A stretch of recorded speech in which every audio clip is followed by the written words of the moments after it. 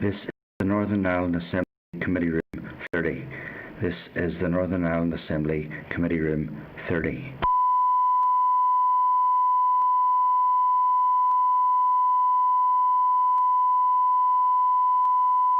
This is the Northern Ireland Assembly Committee Room 30.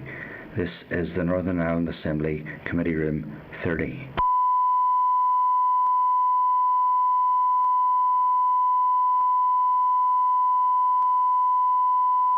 This is the Northern Ireland Assembly Committee Room 30.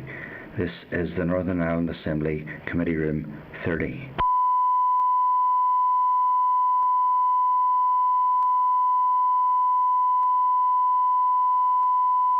This is the Northern Ireland Assembly Committee Room 30. This is the Northern Ireland Assembly Committee Room 30.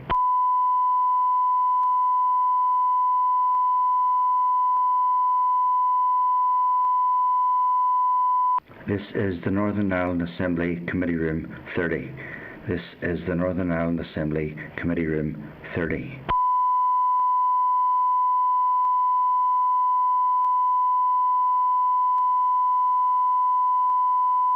This is the Northern Ireland Assembly Committee Room 30. This is the Northern Ireland Assembly Committee Room 30.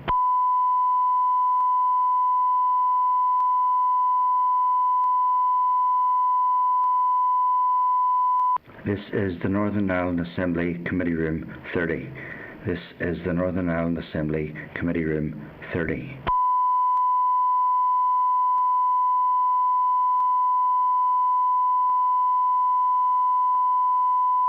This is the Northern Ireland Assembly Committee Room 30. This is the Northern Ireland Assembly Committee Room 30.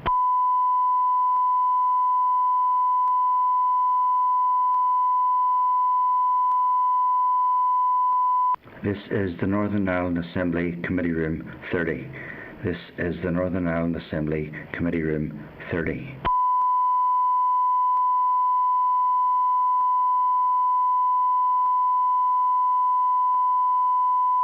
This is the Northern Ireland Assembly Committee Room 30. This is the Northern Ireland Assembly Committee Room 30.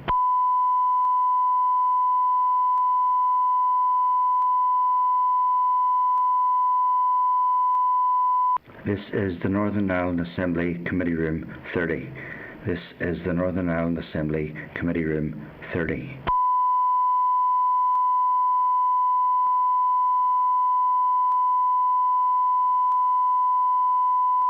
This is the Northern Ireland Assembly Committee Room 30.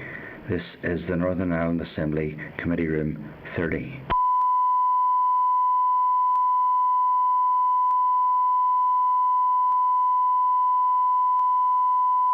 This is the Northern Ireland Assembly Committee Room 30.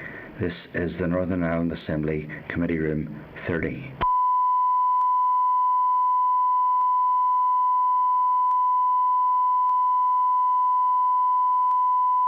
This is the Northern Ireland Assembly Committee Room 30. This is the Northern Ireland Assembly Committee Room 30.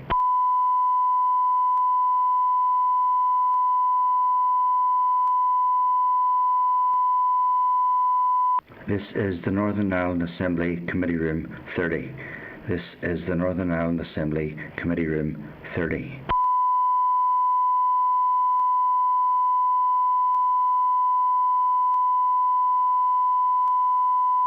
This is the Northern Ireland Assembly Committee Room 30. This is the Northern Ireland Assembly Committee Room 30.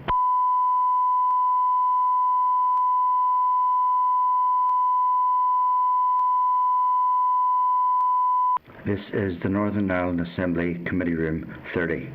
This is the Northern Ireland Assembly Committee Room 30.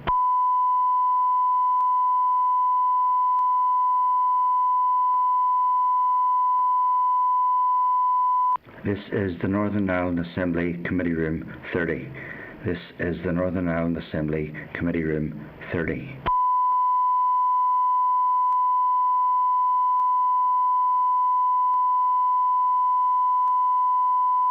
This is the Northern Ireland Assembly Committee Room 30. This is the Northern Ireland Assembly Committee Room 30.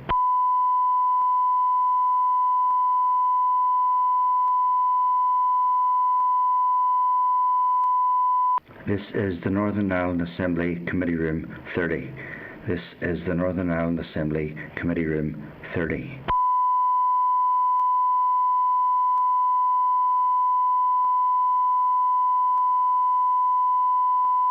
This is the Northern Ireland Assembly Committee Room 30. This is the Northern Ireland Assembly Committee Room 30.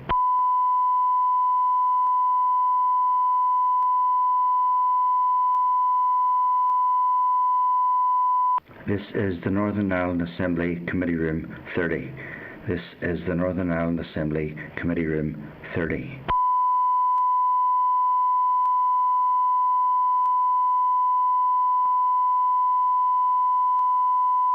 This is the Northern Ireland Assembly Committee Room 30. This is the Northern Ireland Assembly Committee Room 30.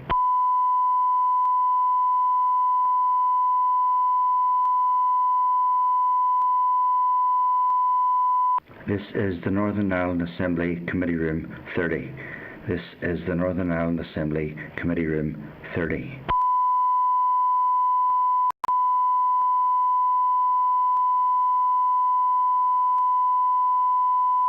This is the Northern Ireland Assembly Committee Room 30. This is the Northern Ireland Assembly Committee Room 30.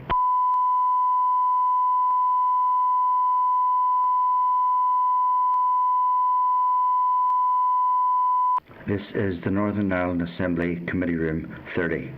This is the Northern Ireland Assembly Committee Room 30.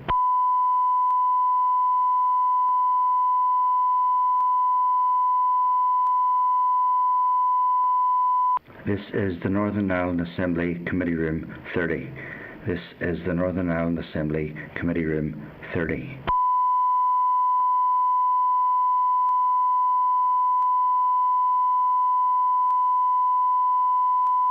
This is the Northern Ireland Assembly Committee Room 30. This is the Northern Ireland Assembly Committee Room 30.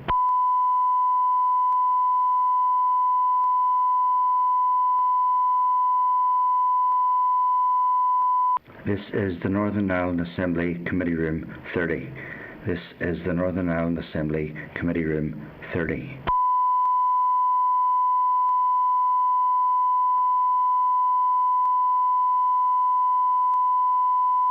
This is the Northern Ireland Assembly Committee Room 30. This is the Northern Ireland Assembly Committee Room 30.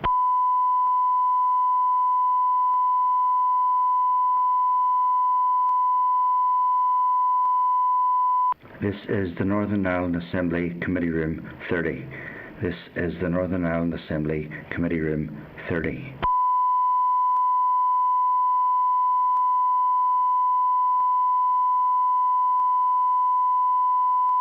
This is the Northern Ireland Assembly Committee Room 30. This is the Northern Ireland Assembly Committee Room 30.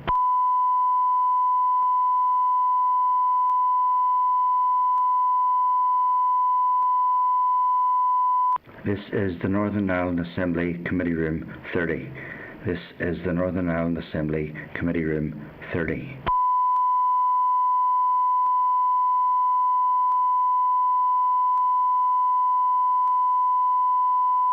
This is the Northern Ireland Assembly Committee Room 30. This is the Northern Ireland Assembly Committee Room 30.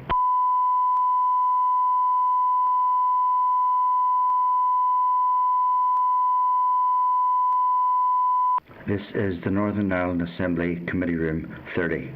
This is the Northern Ireland Assembly Committee Room 30.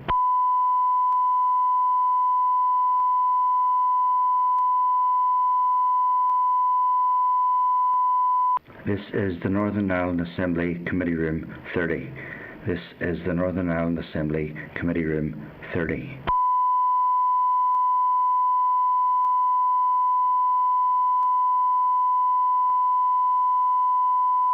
This is the Northern Ireland Assembly Committee Room 30. This is the Northern Ireland Assembly Committee Room 30.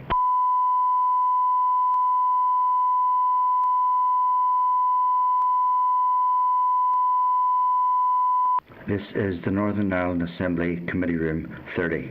This is the Northern Ireland Assembly Committee Room 30.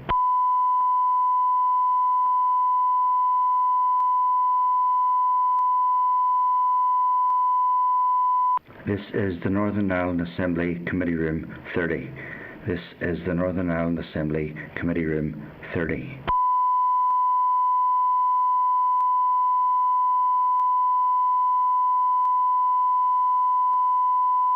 This is the Northern Ireland Assembly Committee Room 30. This is the Northern Ireland Assembly Committee Room 30.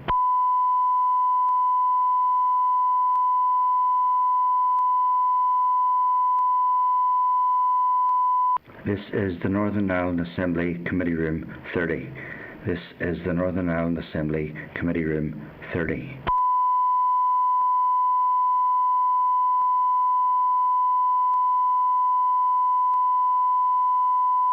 This is the Northern Ireland Assembly Committee Room 30.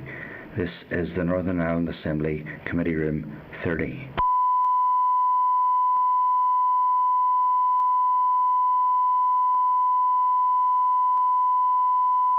This is the Northern Ireland Assembly Committee Room 30. This is the Northern Ireland Assembly Committee Room 30.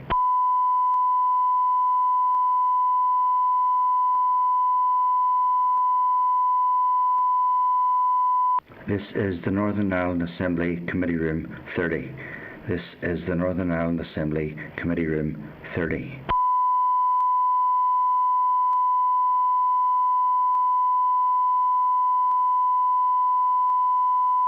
This is the Northern Ireland Assembly Committee Room 30. This is the Northern Ireland Assembly Committee Room 30.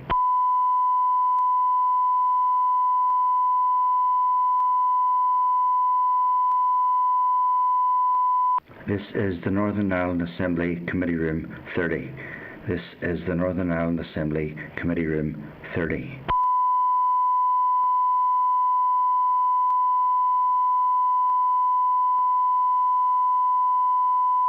This is the Northern Ireland Assembly Committee Room 30. This is the Northern Ireland Assembly Committee Room 30.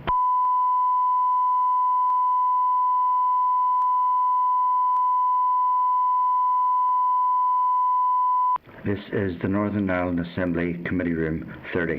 This is the Northern Ireland Assembly Committee Room 30.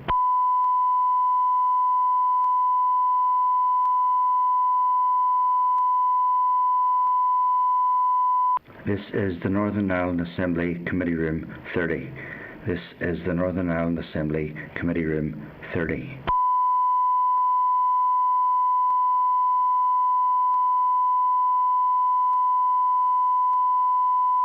This is the Northern Ireland Assembly Committee Room 30. This is the Northern Ireland Assembly Committee Room 30.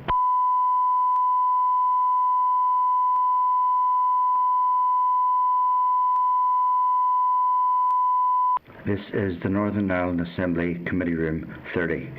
This is the Northern Ireland Assembly Committee Room 30.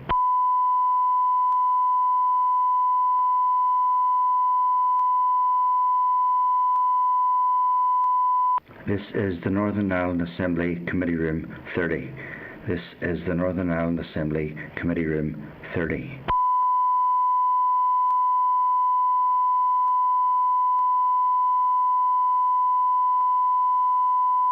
This is the Northern Ireland Assembly Committee Room 30. This is the Northern Ireland Assembly Committee Room 30.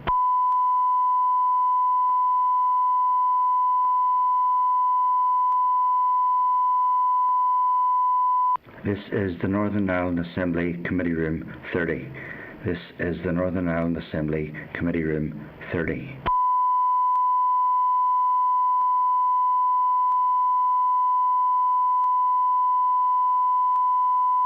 This is the Northern Ireland Assembly Committee Room 30. This is the Northern Ireland Assembly Committee Room 30.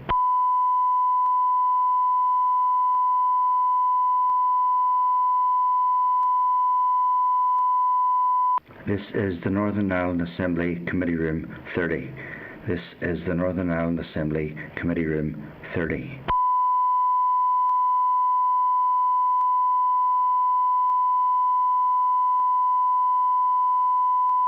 This is the Northern Ireland Assembly Committee Room 30. This is the Northern Ireland Assembly Committee Room 30.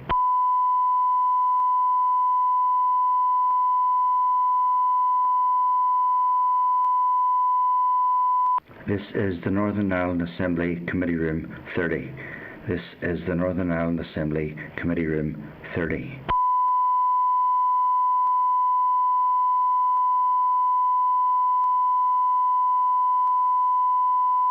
This is the Northern Ireland Assembly Committee Room 30. This is the Northern Ireland Assembly Committee Room 30.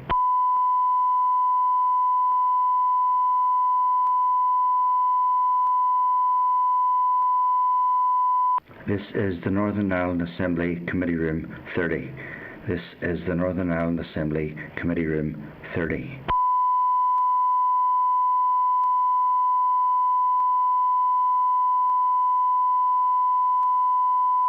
This is the Northern Ireland Assembly Committee Room 30.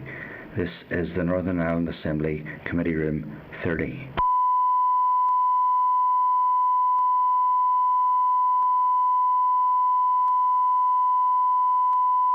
This is the Northern Ireland Assembly Committee Room 30.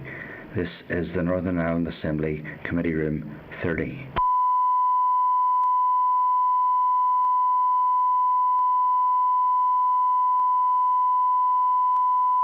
This is the Northern Ireland Assembly Committee Room 30. This is the Northern Ireland Assembly Committee Room 30.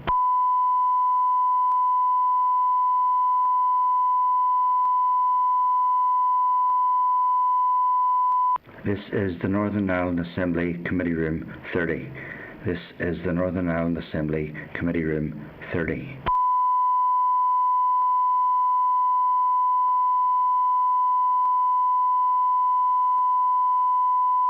This is the Northern Ireland Assembly Committee Room 30. This is the Northern Ireland Assembly Committee Room 30.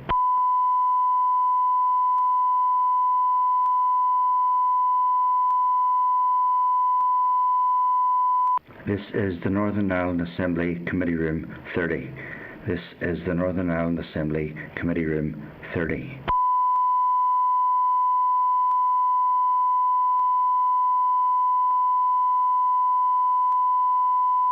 This is the Northern Ireland Assembly Committee Room 30. This is the Northern Ireland Assembly Committee Room 30.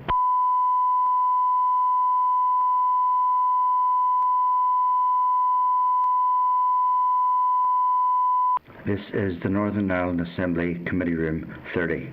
This is the Northern Ireland Assembly Committee Room 30.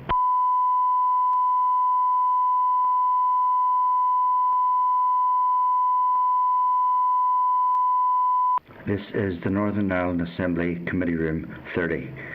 This is the Northern Ireland Assembly Committee Room 30.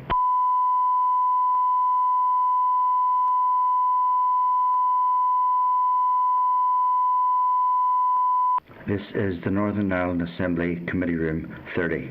This is the Northern Ireland Assembly Committee Room 30.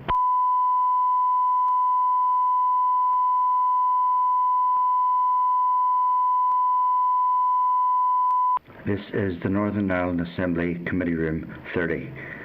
This is the Northern Ireland Assembly Committee Room 30.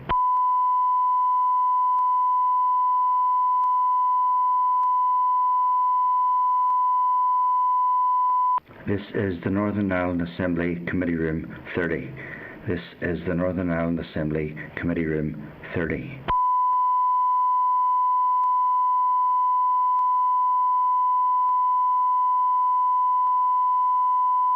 This is the Northern Ireland Assembly Committee Room 30. This is the Northern Ireland Assembly Committee Room 30.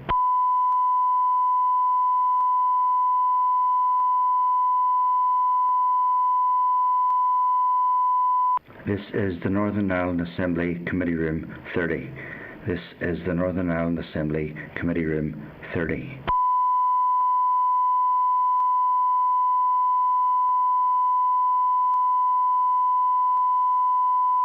This is the Northern Ireland Assembly Committee Room 30. This is the Northern Ireland Assembly Committee Room 30.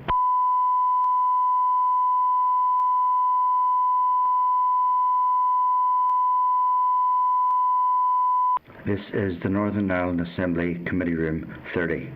This is the Northern Ireland Assembly Committee Room 30.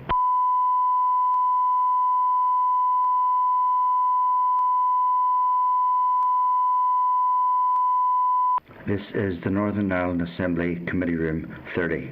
This is the Northern Ireland Assembly Committee Room 30.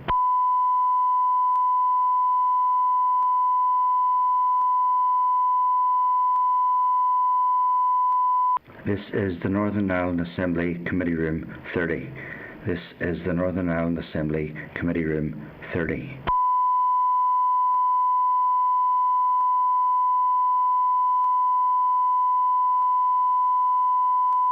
This is the Northern Ireland Assembly Committee Room 30. This is the Northern Ireland Assembly Committee Room 30.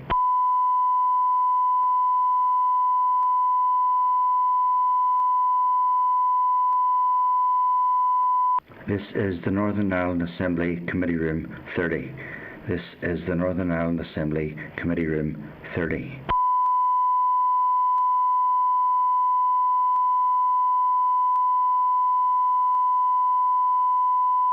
This is the Northern Ireland Assembly Committee Room 30. This is the Northern Ireland Assembly Committee Room 30.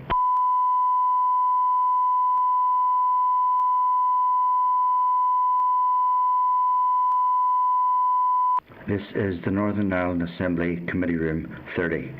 This is the Northern Ireland Assembly Committee Room 30.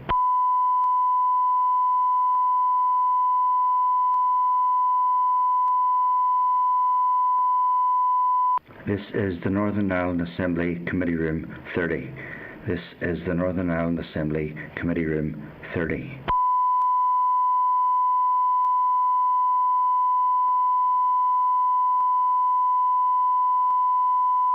This is the Northern Ireland Assembly Committee Room 30. This is the Northern Ireland Assembly Committee Room 30.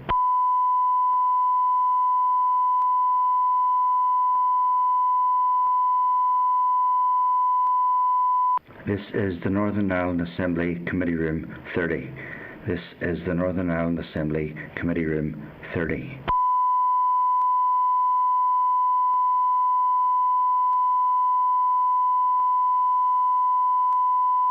This is the Northern Ireland Assembly Committee Room 30. This is the Northern Ireland Assembly Committee Room 30.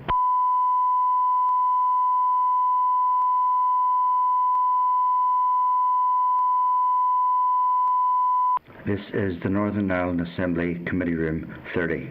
This is the Northern Ireland Assembly Committee Room 30.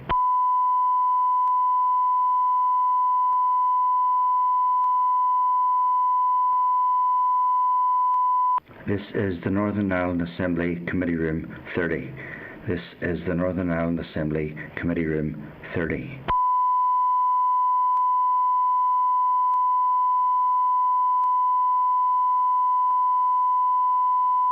This is the Northern Ireland Assembly Committee Room 30. This is the Northern Ireland Assembly Committee Room 30.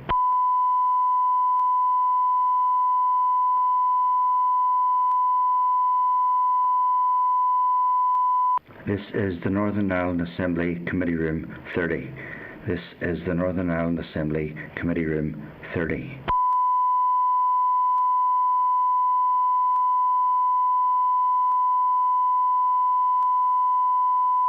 This is the Northern Ireland Assembly Committee Room 30.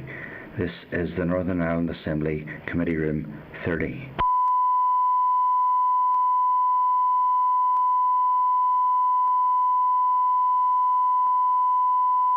This is the Northern Ireland Assembly Committee Room 30. This is the Northern Ireland Assembly Committee Room 30.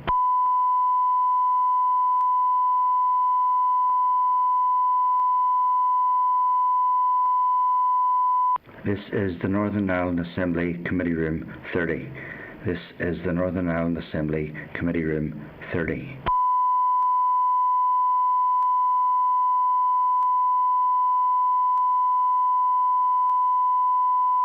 This is the Northern Ireland Assembly Committee Room 30. This is the Northern Ireland Assembly Committee Room 30.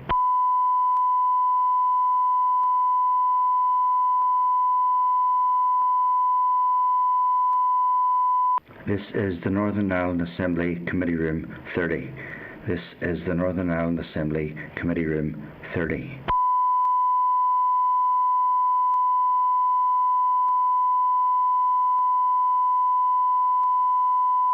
This is the Northern Ireland Assembly Committee Room 30. This is the Northern Ireland Assembly Committee Room 30.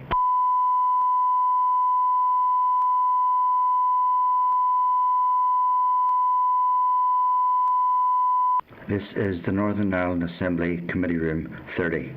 This is the Northern Ireland Assembly Committee Room 30.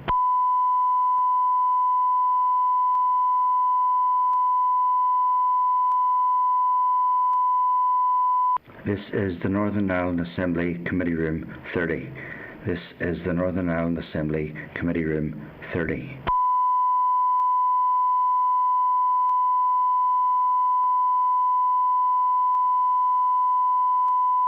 This is the Northern Ireland Assembly Committee Room 30. This is the Northern Ireland Assembly Committee Room 30.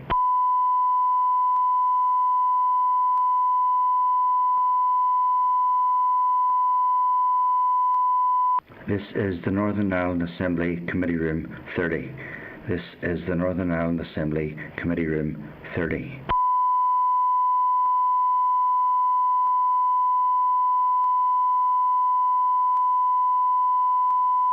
This is the Northern Ireland Assembly Committee Room 30. This is the Northern Ireland Assembly Committee Room 30.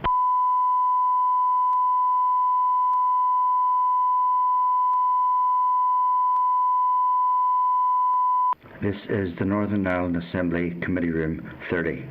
This is the Northern Ireland Assembly Committee Room 30.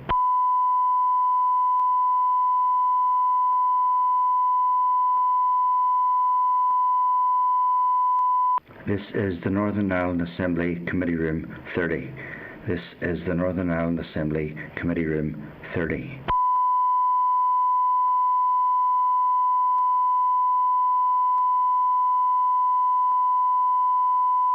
This is the Northern Ireland Assembly Committee Room 30. This is the Northern Ireland Assembly Committee Room 30.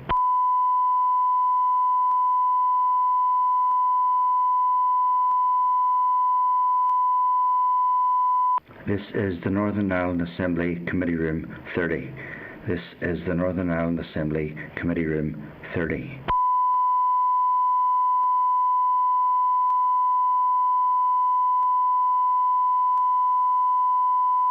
This is the Northern Ireland Assembly Committee Room 30. This is the Northern Ireland Assembly Committee Room 30.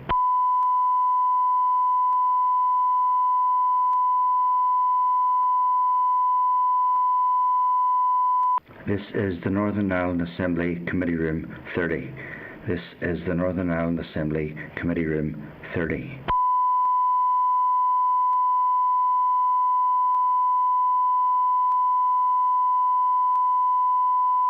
This is the Northern Ireland Assembly Committee Room 30. This is the Northern Ireland Assembly Committee Room 30.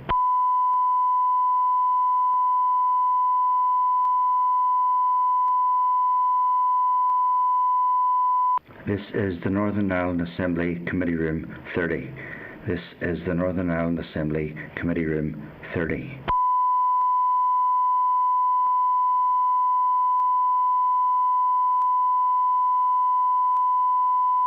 This is the Northern Ireland Assembly Committee Room 30. This is the Northern Ireland Assembly Committee Room 30.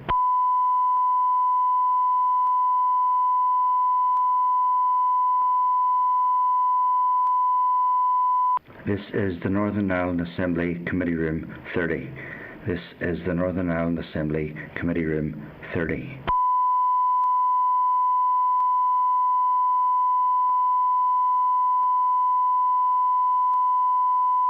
This is the Northern Ireland Assembly Committee Room 30. This is the Northern Ireland Assembly Committee Room 30.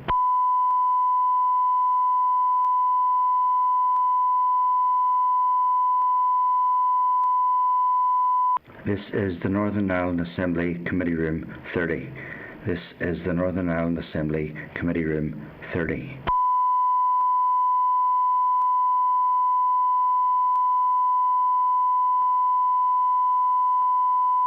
This is the Northern Ireland Assembly Committee Room 30.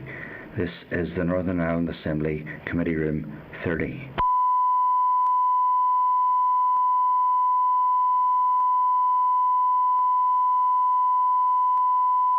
This is the Northern Ireland Assembly Committee Room 30.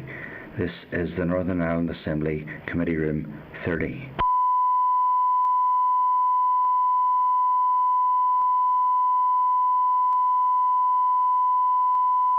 This is the Northern Ireland Assembly Committee Room 30. This is the Northern Ireland Assembly Committee Room 30.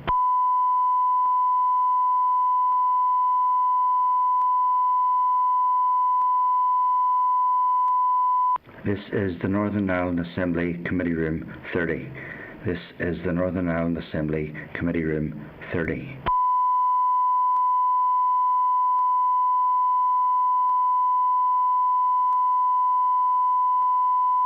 This is the Northern Ireland Assembly Committee Room 30.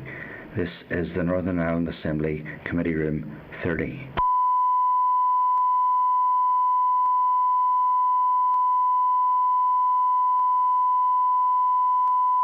This is the Northern Ireland Assembly Committee Room 30. This is the Northern Ireland Assembly Committee Room 30.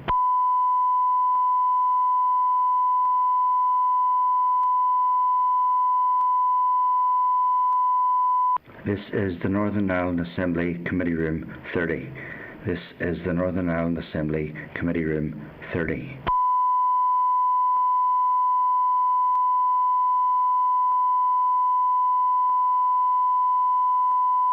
This is the Northern Ireland Assembly Committee Room 30.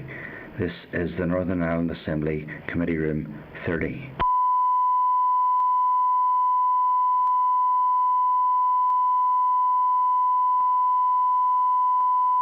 This is the Northern Ireland Assembly Committee Room 30. This is the Northern Ireland Assembly Committee Room 30.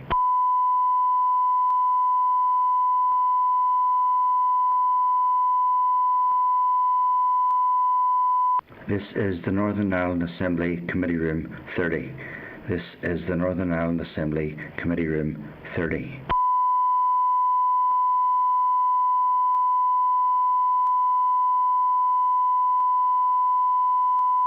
This is the Northern Ireland Assembly Committee Room 30. This is the Northern Ireland Assembly Committee Room 30.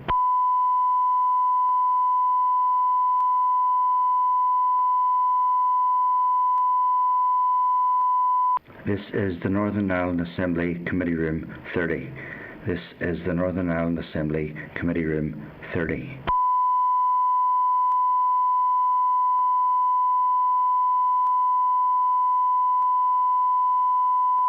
This is the Northern Ireland Assembly Committee Room 30.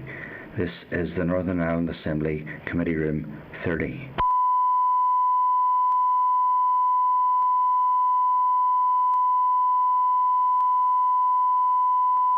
This is the Northern Ireland Assembly Committee Room 30. This is the Northern Ireland Assembly Committee Room 30.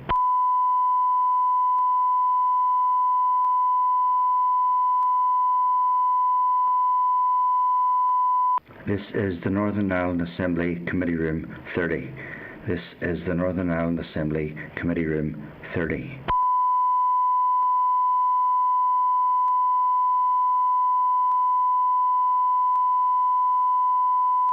This is the Northern Ireland Assembly Committee Room 30. This is the Northern Ireland Assembly Committee Room 30.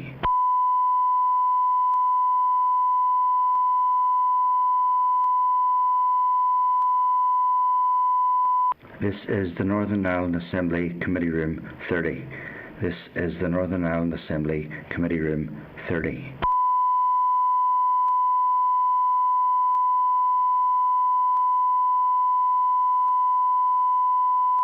This is the Northern Ireland Assembly Committee Room 30. This is the Northern Ireland Assembly Committee Room 30.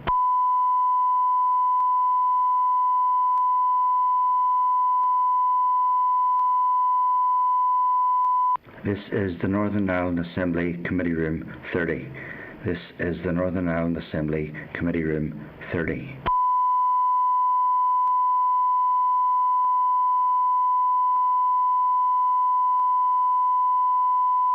This is the Northern Ireland Assembly Committee Room 30. This is the Northern Ireland Assembly Committee Room 30.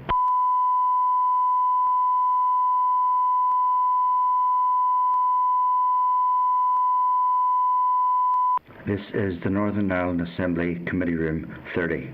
This is the Northern Ireland Assembly Committee Room 30.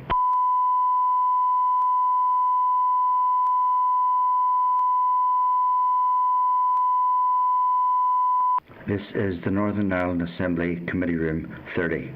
This is the Northern Ireland Assembly Committee Room 30.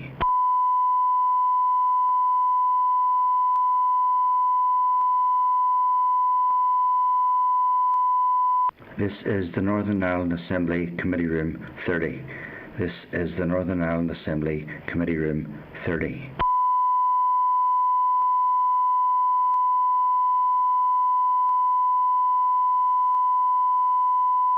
This is the Northern Ireland Assembly Committee Room 30.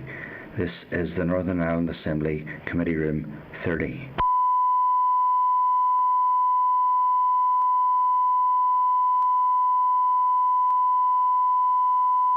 This is the Northern Ireland Assembly Committee Room 30. This is the Northern Ireland Assembly Committee Room 30.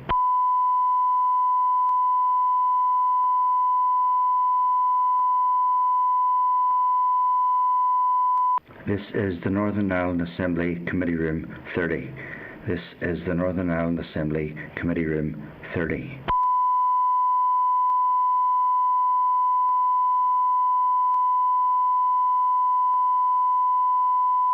This is the Northern Ireland Assembly Committee Room 30. This is... Okay, folks, I'd like to welcome you all to the weekly meeting of the DAERA committee. We're recorded here, so we are, and members are all appropriately seated. And the meeting will include a briefing today from the Minister on EU exit preparedness and priorities for 2021. There will be a number of SL1s and SRs, as well as the departmental briefings. Morris and Claire and Patsy, you are very welcome by Starleaf, and the other members of the committee are present. And we know from before that the meeting will be broadcast online and throughout Parliament buildings, and you can use your mobile devices as long as they're muted or in airplane mode. So I'd like to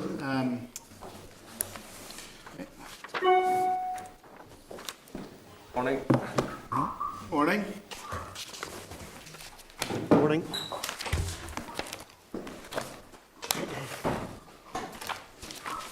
Mr. Poots, I'd like to, and Dennis and Robert, I'd like to have the opportunity to welcome you here before the committee this morning. Indeed, yourself, Mr. Poots, you've battled through some illness in recent time, and it's good to see you back out and about again at duties, and you weren't long getting back into place again. So thanks very much for coming to the committee, and I really appreciate that there, you coming here. Also by Starleaf we have Norman Fulton, Mark Livingston and Nicole MacArthur. And Minister, I know that you have another meeting to attend, so there's probably the best part of an hour here to brief the committee, and indeed if any other officials can stay on for any additional questions. So I'd like to welcome Minister Poots and your officials to commence the briefing. The members can ask some questions thereafter. Thank you, Chair, and thank you for the good wishes. And I'm glad to be here, and appreciate the invitation and the opportunity to share an updated position on the EU transition work, followed by our key priorities for DAERA in 2021. So on EU exit transition, I last spoke to you in July, and that's one of the reasons I was keen to be here this morning.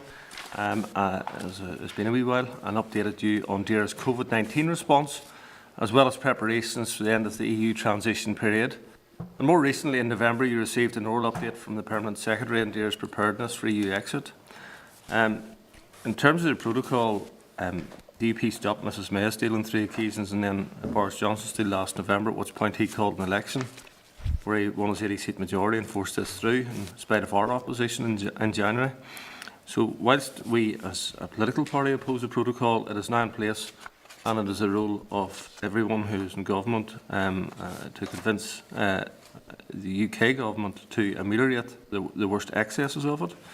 and the DUP opposed the protocol, voted against the House of Commons, consistently warned both the May and Johnson government about treading this path. Sadly, despite our votes, the government continued to pursue arrangements for Northern Ireland that are both unnecessary and left uncorrected, potentially damaging to the Northern Ireland economy. Those arrangements flowing from the protocol are, of course, temporary, in that the Northern Ireland Assembly will have the opportunity to revisit the protocol and vote upon it in 4 years' time. We would remind all of those involved in the European Union specifically that unless arrangements have the support of both Unionists and Nationalists in Ireland, they will ultimately fail. On that basis, it's imperative that on-the-ground implementation does not in any way disadvantage the people of Northern Ireland or our place within the UK market. I'd like to start off by commenting on last week's statement from the Chancellor of the Duchy of Lancaster on the agreement in principle of the EU-UK Joint Committee. Progress has been made that will help in the short term to minimise checks and processes on goods moving from GB to Northern Ireland.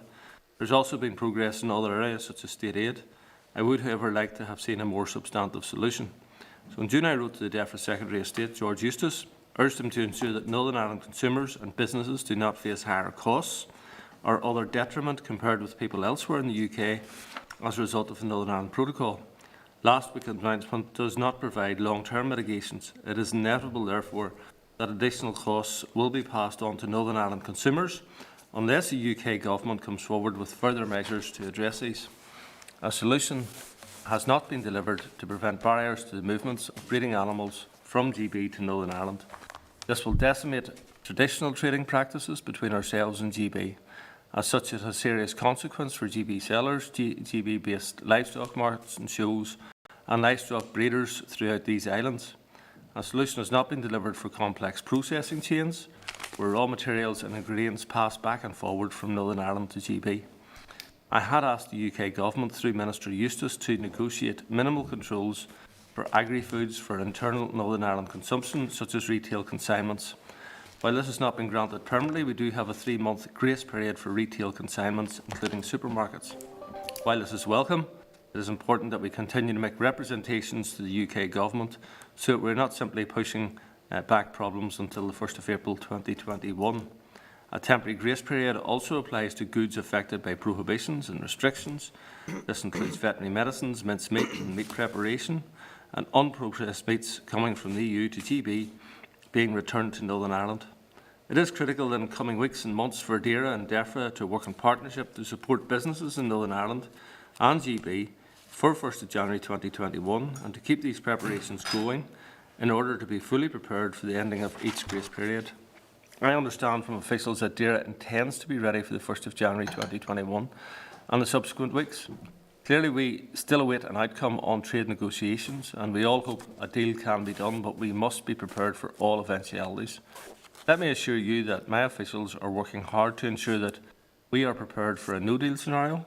Officials have been working to put in place contingency arrangements for Northern Ireland. This will ensure that SPS-related goods to flow through our ports. It will ensure food supply security, while DAERA continue to finalise preparations. I am sure officials will be happy to answer any questions you may have on this. A more positive outcome of the agreement was the announcement on the state aid and level of support that can be provided to our farmers and flexibilities in relation to fishery support. For farmers, this means £400 million of spending each year is totally exempt from state aid rules, and more than £15 million of flexibility for Northern Ireland's fishing industry over the next 5 years. DAERA's key priorities and outcomes are an important element as we move forward. And as we set out for the 2021-2022 business plan, it will be a valuable tool to help us deliver more in line with our aim for sustainability at the heart of living, working, active landscape valued by everyone. Next year is also the first year of the departmental 30-year strategy, Sustainability for the Future, DAERA's plan to 2050. It deliberately coincides with our exit from the EU, reflecting the opportunities we now have to develop new policies and approaches, and specifically it maps a future policy journey across the food environment, agriculture and rural affairs spectrum. While looking to the future, it is important to act now. Several targets from the current plan will extend into the 2021-22 business plan, notably maintaining international market access, delivering an agreed rural policy framework and schemes for Northern Ireland, and progressing the bovine TB strategy. An initial planning exercise has identified the following priorities: EU exit and implementation and outworkings of the Northern Ireland Protocol. COVID-19 recovery, we will continue to work with industry, the environment and sector and rural communities, provide guidance and appropriate support to enable recovery from the impacts of COVID-19. Throughout 2020, we have supported our stakeholders with tens of millions of pounds to help them through this crisis, to aid recovery. For example, I secured £25 million from the Northern Ireland Executive to support the beef, dairy, sheep, horticulture and potato sectors. I supported our fishing and aquaculture sectors with almost £4 million of funding. I allocated £7 million through the Tackling Rural Poverty and Social Isolation programme to help business in our rural communities. I ensured that the environment sector received over £1.3 million in additional support and contributed £2.3 million capital to the Town Centre and Rural Settlements Revitalisation Programme led by DFC. This funding is helping rural settlements with a population below 5,000 recover from the impacts of COVID-19. We also contribute to support faith-based organisations' operations to deliver much-needed food bank services alongside DFC, whose rules prohibited them from doing it. And I allocated over £15 million to local councils to help with additional waste collection, treatment and disposal centres, at the same time ensuring that recycling centres operated as soon as safely possible. While it's not strictly COVID related, I was able to launch a number of pilot projects which I hope will assist small business through this very difficult time. Programme for Government. My department has specific responsibilities in relation to the Programme for Government for 2021. It is my intention that we play a bigger role in the future Programme for Governments, recognising the importance of climate change, moving to a low-carbon economy, and protecting and enhancing the environment's DAERA agenda is everyone's agenda and should be reflected across all parts of government. Within that, green growth is a major priority. As I have stated previously, it is at the heart of our approach to tackling climate change, as well as the wider environment strategies and frameworks. In my statement to the Assembly on the 23rd of June 2020, I outlined the concept of green growth approach to transform and grow the Northern Ireland economy, whilst protecting our natural assets and reducing our carbon emissions.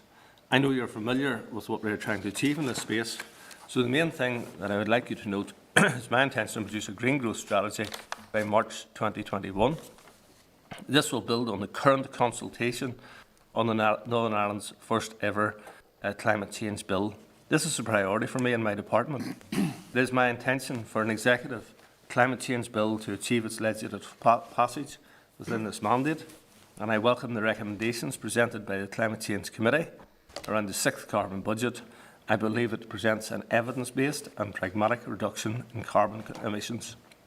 I am pleased to note the important role of agriculture in Northern Ireland has been recognised, and the Climate Change Committee have recognised that for Northern Ireland to aim for net zero would be damaging to the economy and would only lead to our excellent food production being moved elsewhere. Success will require partnership working with our departments, local government and key stakeholders from across the business and voluntary sectors.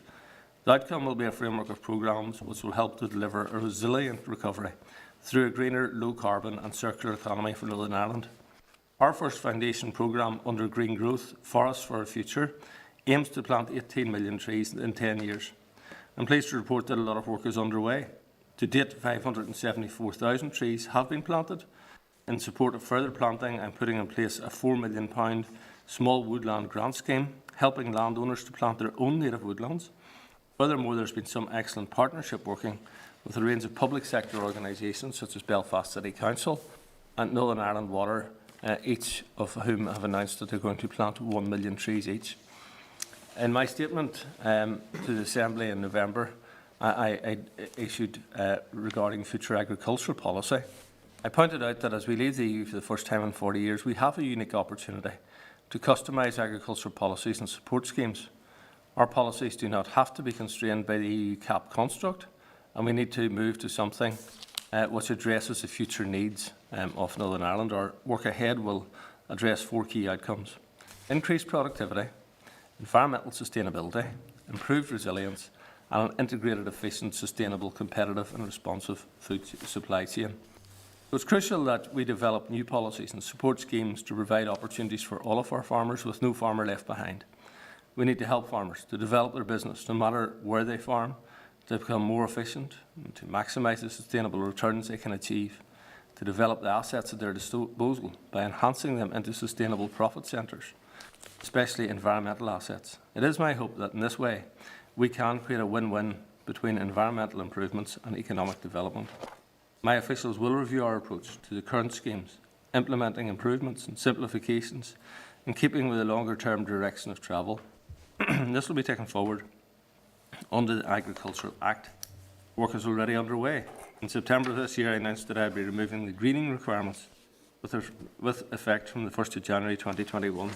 The reason for this was that these requirements have not been effective in delivering environmental benefits, yet they were associated with an intense administrative burden for both farmers and the department. Also noted, asked officials to review the application of the cross-compliance penalties as soon as possible. Our aim is to ensure that penalties are proportionate, reflect the seriousness of non-compliance which have been identified.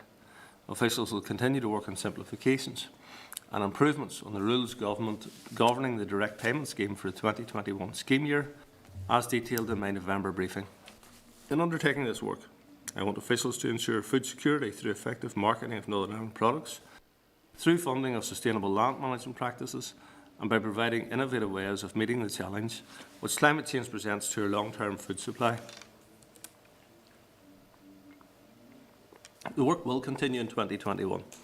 Ultimately, I want to ensure that we take full advantage of the opportunities presented to us post-EU exit and to grow a sustainable agricultural industry in which all farmers are supported on an equitable basis. Our environment strategy is inextricably linked to this. It's our commitment that continued protection and improvement of the environment continues.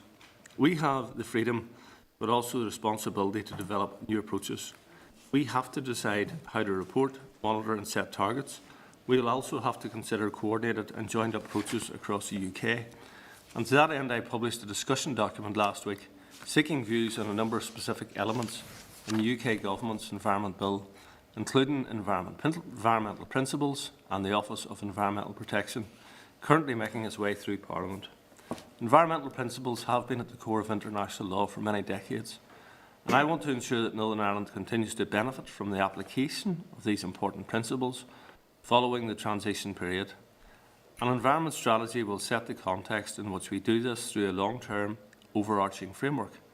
It is anticipated that the Environment Bill will receive Royal Assent in early 2021, and the implementation of this bill, along with the Clean Air Strategy, the Ammonia Strategy and a proposed plastic reduction plan, will be progressed by officials throughout 2021. While we are planning for future, we have also been busy this year on the environmental agenda.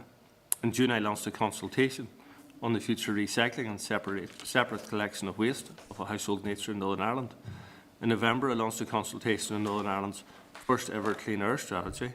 I have also announced that the Northern Ireland Executive had approved a plan to reduce unnecessary plastic within the NICS government estate. In the meantime, DAERA officials will of course continue to conduct appropriate environmental regulatory checks, monitoring and enforcement. Once I approve 2021-22 business plan, the timeframe is currently scheduled for publication by the 31st of March 2021, and I will ensure that officials have it tabled on forward work plan for consideration at this committee. In the meantime, I hope that has been a helpful overview of the Department's key priorities for 2021 and how it will influence 21-22 business planning processes. Thank you, Mr. Chair. You for that, Minister. Minister, I want to just ask you in relation to our preparedness, particularly the ports preparedness. I just want to know, how are the contingency arrangements at the ports working? Like, will we have the whole suite of structures there to enable these required checks to prevent any blockages east-west come the 1st of January? Okay, I'm going to pass anything that's to do with ports over to Dennis O'Connell, please. Thanks. Thank you, Minister. Just, I suppose, building on the previous updates we'd given to the committee, we have preparations in place for 3 types of checks. So the first check that's required is 100% documentary checks, and we will be doing that remotely by officials working in Northern Ireland who will clear the documentary checks on the export health certificates. The second level of checks will be identity checks, and this is a reality check, just to make sure that the paperwork that we've been given matches the goods. It's a quick check. Robert will be happy to talk about any details on that we need to. But the idea is that we will do that by getting officials, people working on behalf of the department in GB ports to actually do checks on the seals of the lorries. So in other words, you've got the paperwork, the lorry's sealed, and they'll be checking the seal to say, yes, this matches, and that will avoid having to open it up. The third level of checks are physical checks, and the physical checks will happen to a percentage of the freight vehicles coming across. And again, Robert will be happy to talk about any further details you want on that. And the key point there is about having enough physical structures in place to be able to do those physical checks. So we will have those in place. Again, Mark Livingstone, who's here, will be happy to talk through any of the detail around that. But essentially, we will have the basic physical structures in place to be able to do that. Now, there are two issues, I suppose, coming out of that. One is, in addition to all of the elements of that, we'll need to have the IT working. It's the IT at this side of it is working in terms of our IT. Expectations are good that we'll have that in place. We will need to have export health certificates coming from GB or appropriate documentation. It will depend, it'll change slightly for retail. In fact, it'll change significantly for retail business. And the other piece is having the people in place and having them trained up. So the challenge now will be to get all of those elements working together, because although I talked about the three checks, they all happen together. So documentary checks, ID checks, and then physical checks. And I suppose that's the attention now is turned to making sure that all of those systems work and that they all come together into one system to avoid any delays as far as we possibly can, and to reduce friction on trade coming in and costs for businesses and consumers. Just could I check, maybe Robert, if I've missed anything there that maybe you'd want to highlight? No, that's comprehensive, but just to re-emphasise that the facilities for the physical checks, the contingency arrangements will be in place. It has been a heroic effort on behalf of Mark Livingstone, his team, and indeed the contractors to get there in time. We have had weekly visits from the Commission to ensure that what we build meets the required standard. While I designate them, they do need the approval of the EU, and they've been ensuring that what we build will meet their requirements, and grateful to the EU for that help. Thank you very much. And just on you mentioned the IT. Are you confident that the ECHO system across the water will integrate with Trace's NT system to facilitate that? We don't have direct control over that element of it, and I suppose we've focused very much on the element of it that applies to us, which is we need to have the certification coming across on Trace's NT, which is the EU's export system or importing system. We need then to have our own system in place, which is CHIP, and that will allow us then to do whatever checks. It actually just makes it more efficient. We could access Traces directly, but it makes it more efficient for us to do the documentary checks. ECHO will be, there's no doubt that ECHO will be up and running. However, whether it's up and running with all of the functionality that would be needed to help us to make those checks more efficient, that's another question, and that's something we're working very closely with DAERA on. So to answer your question in simple terms, we expect the basic infrastructure to be in place around IT, but there are elements of it that we can't control, particularly the elements of it relating to ECHO, and we'll just have to wait and see how much of the functionality is there. But one way or the other, we would expect to be able to do documentary checks, do the ID checks, and to do the physical checks. Just before we move around the room, just when you said the word chip, it got me thinking about chips. Just referring to the cabinet protocol document that was provided to us in our packs today. The paragraph 35 made reference to prohibitions on certain types of chilled meats, and to avoid disruption, there will be an immediate solution for these meats to continue to move between Britain and indeed here. We've been lobbied quite heavily by the people involved in the fast food sector and potato sector as well. There's around 600,000 tonnes of quality fried potatoes that are imported here each year, which is absolutely vital for the sustainability and the quality of our chips and various food outlets, but they don't seem to be included as part of this arrangement. Could you give us some update on that there as to what discussions or has there been with the industry there to try and continue that ability to import from places like East Anglia, where a lot of the potatoes come from? On that issue, it's been a very challenging one. So you could import processed potatoes from England. So if they're potatoes which have been washed and peeled, as I understand, they can be imported. It is related to potatoes with skins on and the potential of soil contamination, and that's even skins on, I think, washed, because there could still be soil contamination. So it is a new and unnecessary rule, which will prevent potatoes which would normally have went into the fast food chain, as you rightly point out, going into the fast food chain. I suppose the current alternatives is that people import them from places like Holland instead, or indeed that they come in a processed form. We have fought and argued this one up and down. I spoke to George Eustace last night, just after 5:30, or just after 5 o'clock on this issue, and a number of other issues, including pet travel, because whilst we have been fighting and fighting and fighting to mitigate the damaging aspects of the protocol, and we have had a reasonable degree of success, there are areas which are outstanding, and this is one of them. And it's a piece of work that you are continuing to work Yes, on. it was highlighted to the Secretary of State no later than last night. I'm going to move around the room. William, you're first on the list. Thank you, Mr. Chairman, and thank the Minister for making the effort to be here today.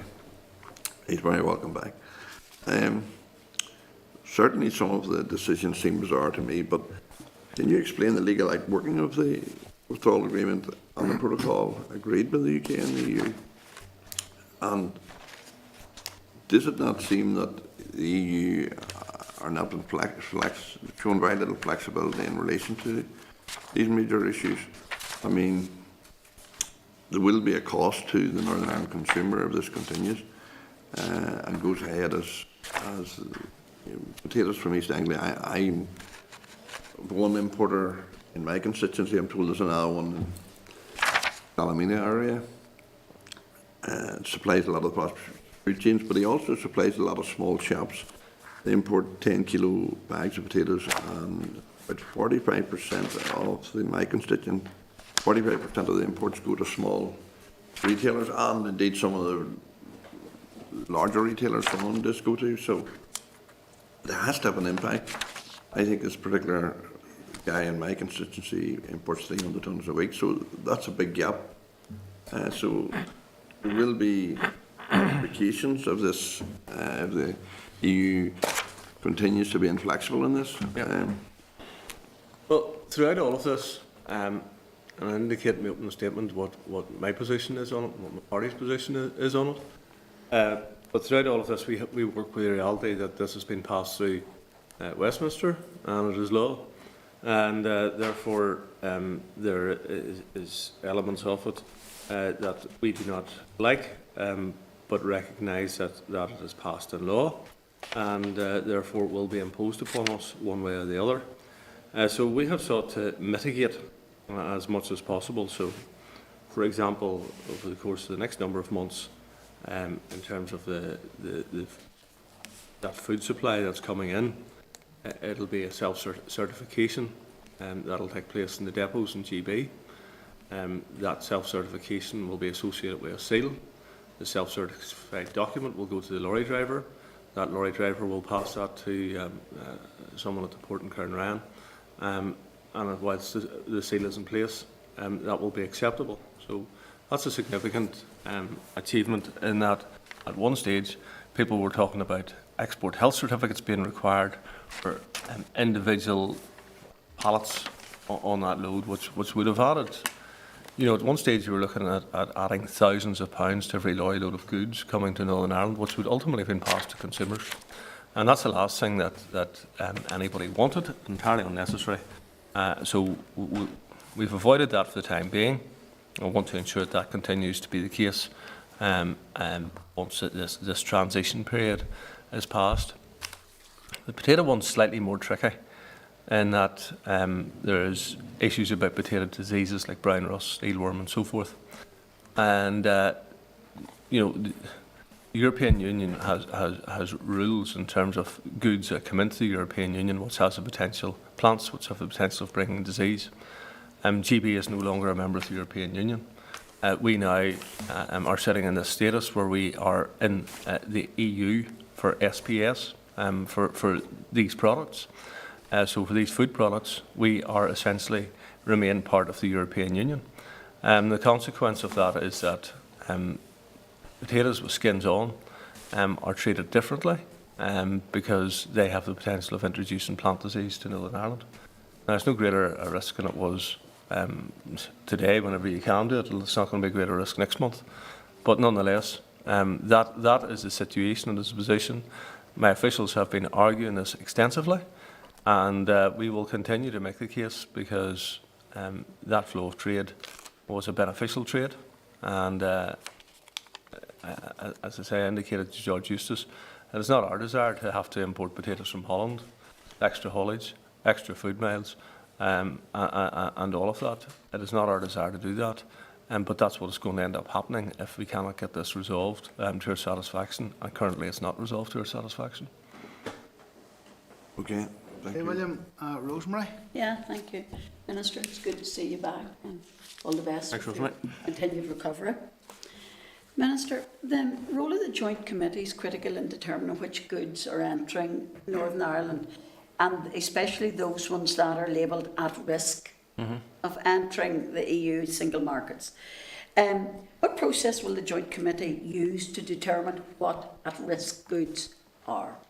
Well, I have been disappointed that the joint committee hadn't achieved more than what was the case. I have to say that a lot of work has been done by Robert and his team directly with the vets to reduce the impact of this, and there's probably been more achieved there than there has been through the joint committee. So these at-risk goods are wide-ranging, and you know, we need to recognise, for example, that there is £250 million worth of red meat imported to Northern Ireland each year. Much of it is processed in your constituency, in the Dungannon area, some of it up in Foyle. And that largely goes back to Great Britain. that secures jobs here. It secures viability of businesses here and opportunity. There is another significant element of white meat products, both chicken and pork, which would be the same. So there's significant processing taking place in Cookstown, significant processing taking place through Moy Park of material which is produced in the GB and processed here. And that demonstrates how advanced our processing capacity actually is, that it is viable, that is imported and processed here and goes back to GB. So we have fought very, very hard to ensure that these businesses are not detrimentally impacted as a consequence. So maybe, Robert, you would give a bit of a taste for some of the work that has been done on that side of things. The flexibilities the Minister refers to are those that were already within the EU law, but perhaps maximising their impact. So the ability to use remote checks, the computer, pre-notification, is a flexibility that's there for COVID and that we are going to make use of. The ability to use a seal check instead of opening the back door of every container is a flexibility that's in legislation and that we'll make use of. And the ability to alter the frequency of the physical checks through a risk assessment is something that we're making full use of for supermarket foods.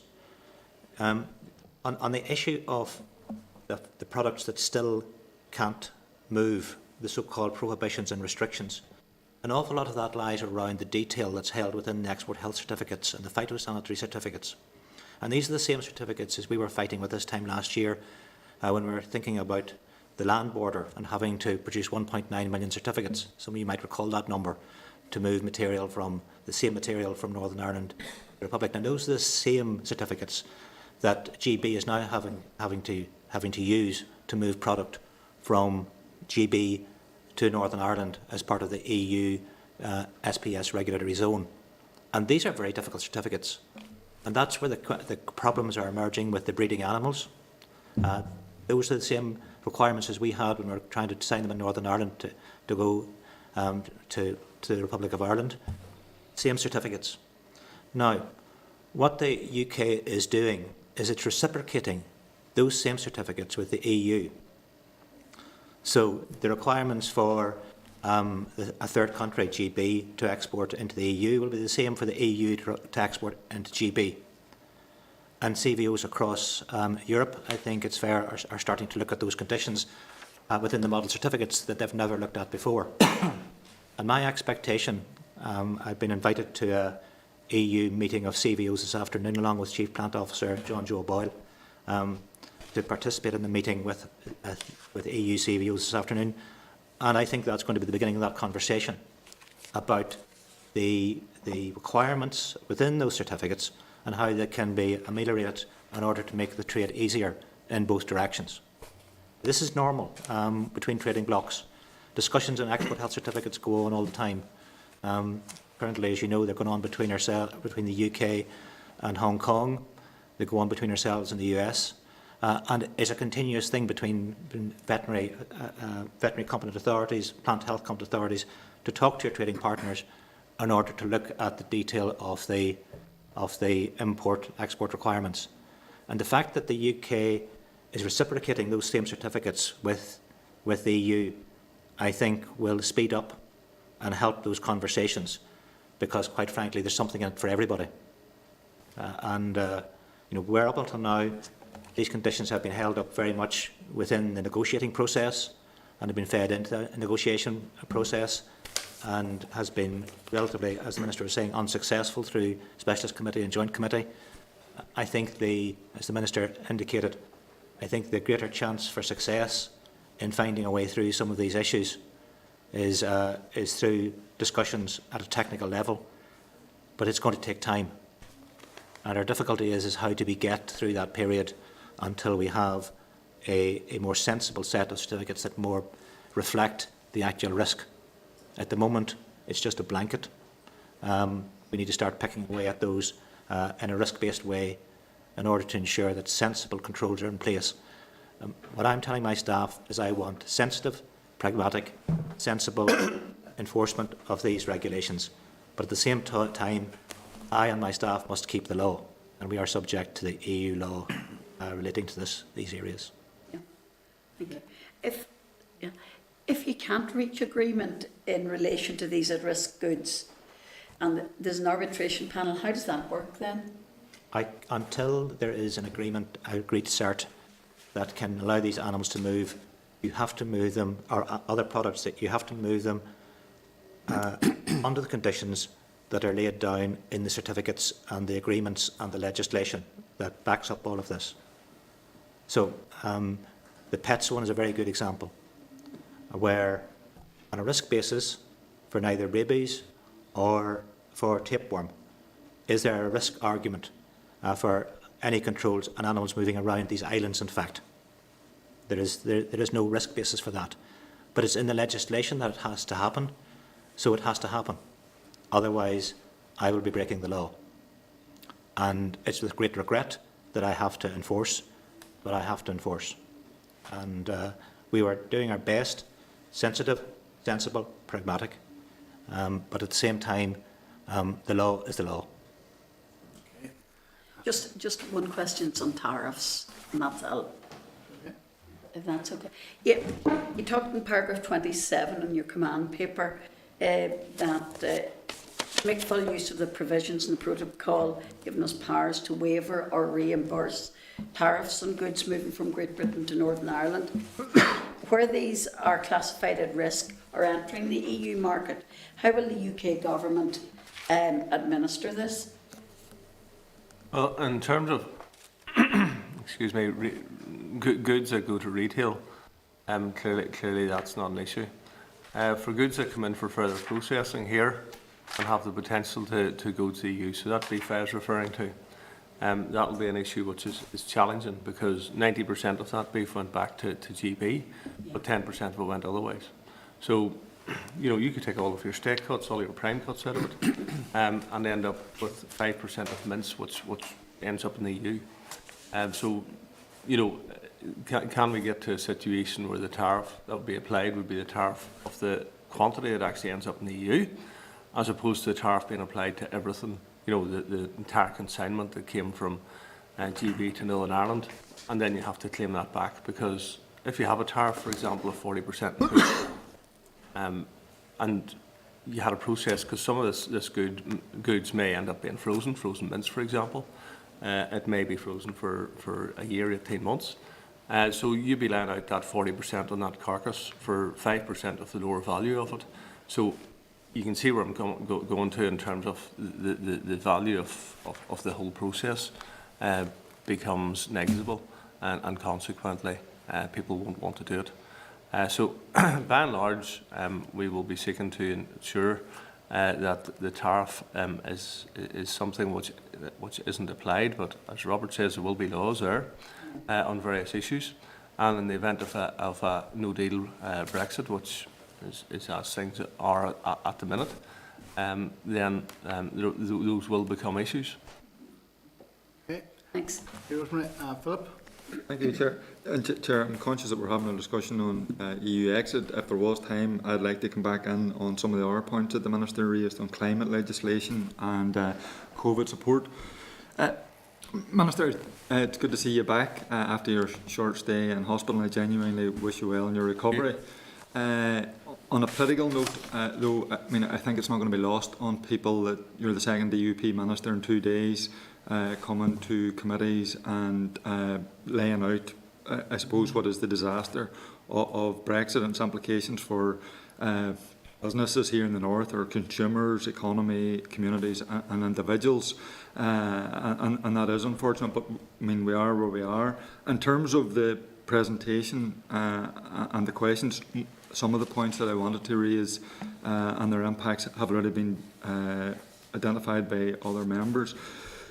Just, you talked about the grace period for some of the issues that haven't been agreed, and about potentially just kicking the can down the line. So, can I ask, is it realistic, given what we've seen, that we will find agreement on those issues in the time frame? We're talking about 3 months for SPS checks, we're talking about 6 months for chilled meat and medicines, 12 months. Is it realistic that we will find agreement on those issues that have been deferred, or will we be looking at the uncertainty and the chaos that we're now looking at when those time periods reach their conclusion? And then just secondly and briefly, we've talked a lot about officials and checks and IT systems. Can I ask for a bit of clarity on the anticipated role of the EU officials at the ports now that there's been agreement on both sides on that? Oh, okay. First of all, some might say it's a disaster of Brexit. Others will very clearly point to the disaster of the protocol that many parties called for, failing to recognise that over 50% of the trading that we do is with GB, and the consequences of that trade both ways is significantly damaged as a consequence of the protocol. But nonetheless, we can have that debate again, and happy to do so. In terms of the timeframes, who knows? What I would say is that there has been really good work has been done over the course of the last 2 or 3 months on a non-political field. And I believe that if we take the politics out of it and get away from the politics of it, and allow the people who are doing the practical side of it, which is largely the vets, but others, I think that there is an opportunity for common sense and rationale to win the day. And I know that has won the day on a number of issues. We've bought ourselves a bit of time for these things to be discussed out. And ultimately, the question for the EU negotiators or the EU practitioners on this, where is the threat to the single market here? So, that food that's going into your Asda, your Sainsbury's, your Hendersons, your Eurospars, your Super Values, where is the threat to the single market? And there isn't one. There just isn't one. So why are you going to impose restrictions, which as a consequence of those restrictions, will add thousands of pounds to every lorry load of food that comes to Northern Ireland? And people who are living in Strabane and Uri, in Lisburn and Portadown, with some of the lowest disposable incomes anywhere in Great Britain or anywhere in the United Kingdom, people who are being driven to food banks because they're already struggling to meet the cost of food, will be affected further as a consequence of the application of rules which are entirely unnecessary to protect the single market. And that is the argument here. It's a very clear argument, a very cogent argument, very consistent argument. Does it impact upon the single market? If it doesn't impact upon the single market, well, why do you want to impose this? And I do think that taking it away from all of the political arguments that are going on about Brexit and all of that there, and moving it to that discussion amongst professionals will probably deliver more for us. You okay, Philip? On the EU inspectors. Sorry, yeah, forgot that. If you look at this from the perspective of the EU, and I think you have to, the UK, Northern Ireland, are leaving the EU, becoming a third country on the 31st of December at 11 o'clock. And from their perspective, and some member states are really worried about this, is that they are concerned that Northern Ireland, Chief Veterinary Officer, will not implement the SPS official controls at the points of entry correctly. And the Commission are receiving from CVOs across Europe concerns that the UK will not do what they have signed up to do, which is to implement the Northern Ireland Protocol SPS checks. And that's why they're coming to watch me. It's not dual control. They're not coming to inspect. They're coming to watch, to report back to the Commission so the Commission can reassure other member states that I'm doing my job properly. And my attitude to this is to welcome them and to make them a cup of tea and make them feel part of the team. And if I can convince them quite quickly that we are doing the job as they would wish it to be done, then I don't think this arrangement will last very long. But that's what it's about. It's about trying to reassure the member states. Because as far as they're concerned, they have handed over the controls of their external borders to a third country. It's the first time they've ever done it. And they're concerned about it, and concerned that that third country actually carries out in good faith those controls that they asked to do. So this is the thing, this is the two horses I'm trying to ride at the moment. I want to be sensible, flexible and pragmatic.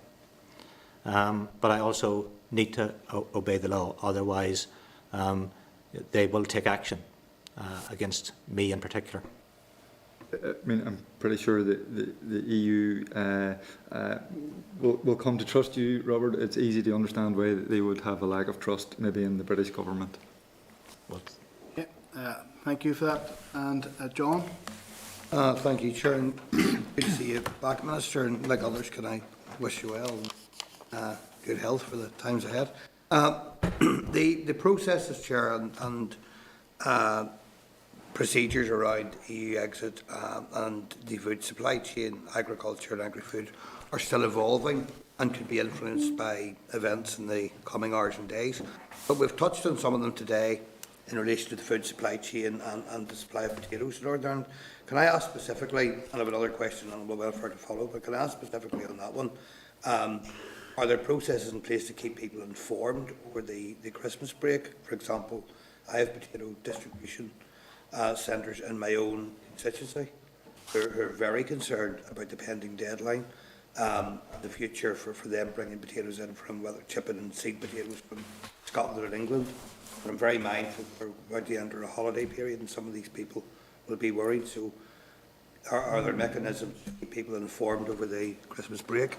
Yeah, there's been considerable efforts in terms of informing business in particular. Maybe Dennis will update you on what has been going on there. So we've had a series of webinars, and one of the challenges in the midst of a negotiation, and we're still in a negotiation, has been keeping everything up to date. But we've always taken the view that, as we've done at the committee here as well, that we'll just tell it like it is, and tell it. And when we don't know something, we've just said that. But we've had 3 workshops now.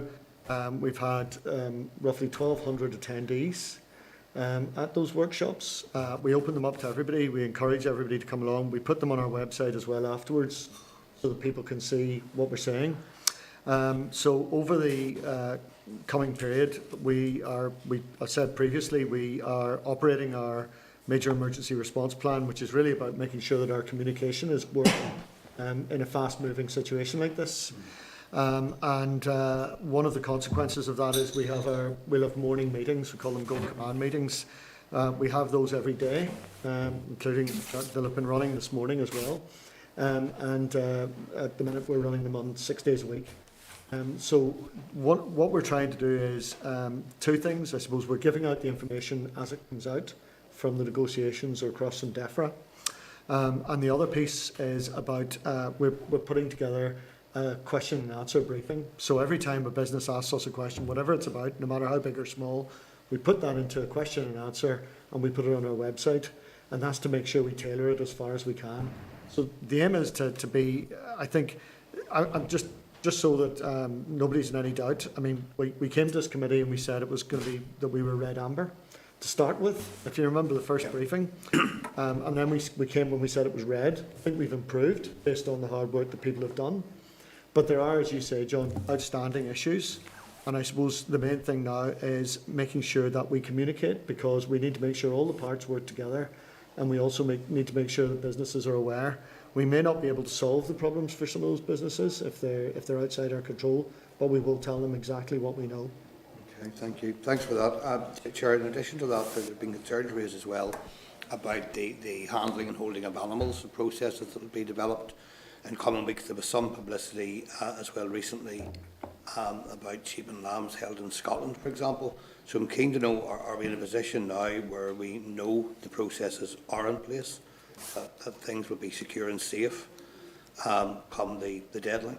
I think Robert should pick up on that, Chair. So the numbers of consignments that are currently coming in to Northern Ireland of livestock are 2 to 3 consignments, and that's all animals. 2 to 3 consignments a day, both into Larne and into Belfast. And livestock can only come in through Larne. We have our existing facilities in place. We're hoping to extend those. Those won't be in place, but I'm confident that we will have the facilities to handle the animals safely. Otherwise, we wouldn't be opening them, quite frankly. But who knows, with all the complexities of the certificates and tariffs, where future supply lines are going to when it comes to live animals. At the moment, I suspect there's going to be no animals for breeding, cattle, sheep, livestock, coming into Northern Ireland because of the certificate. So, it could be even less than 2 or 3 per day. There'll still be the horses and others, and we're prepared for those. But of all the things I'm worried about, the welfare of the animals is not one. I'm confident that's looked after. Just following that, what about, I'm just thinking, Robert, the welfare of the animals in Scotland, the ewes in Scotland that come over, because they're on farms over there, and obviously farmers over there will want them off their farm. And that will be a matter for my colleagues in local authorities and APHA in GB, and they are aware of it. I can assure you the Scottish CVO is very aware of these issues. Chair. If I could come back, well, sorry, an additional one, there's been some publicity and what would appear to be positive movement on the resolution of fishing issues and the landing of catch at Northern Ireland ports. Can I ask if we can be, if it's not available today, have to be briefed separately or send the information? Can we be told what the processes are that have been put in place in relation to the landing of catches and also how they then can be exported? Minister, with your agreement, Sure, yeah. just to say, this is something we're putting together. We're looking at the statement very carefully. We're also just checking out legal position, and we'll be putting advice to the Minister in the very near future on this issue and how this will work. But certainly officials, when we have a bit of clarity about that, again, making the point that it's a very fast-moving situation, when we have a bit of clarity about that, I'm sure officials will be very happy to come back and brief the committee on that. So I'm sorry, it's just the nature of where we are at this point in the year, and the fact that the statement came out when it did. It's just it's giving us a bit of food for thought. And assuming, Chair, that the sector will be informed as well. Absolutely. As soon as things are clear, yeah. Absolutely. Thank you. Okay, okay, thank you for that. We'll move around. Claire Bailey. Chair, can you hear me okay? Yeah, Minister can hear you. Cheers. Thank you, and welcome back, Minister. It's good to see you back so quickly, and hope you have a speedy recovery as well. We're 14 days away from the end of this transition period, and still we've got the UK government not able to sign off on this Prime Minister's promise of an oven-ready deal, and we all face so many uncertainties and unknowns, as you're well aware. But we're hearing now that the UK government will give supermarkets a grace period of 3 months for export certificates, and 6 months, I believe, for the easement of movements, particularly in chilled goods and that. Can I ask you, Minister, do you know if that will apply to all traders, or is that solely for supermarkets? It is for wider retailers of food. So it is a UK decision, but it'll probably apply to around 14 or 15 companies, not 3. So it's not exclusively supermarkets? It'll be beyond supermarkets. So Right. it will cover your more convenience type stores as well. Okay, and the term trusted trader, and then in the command paper, the term authorised trader, are they the same thing? I think so.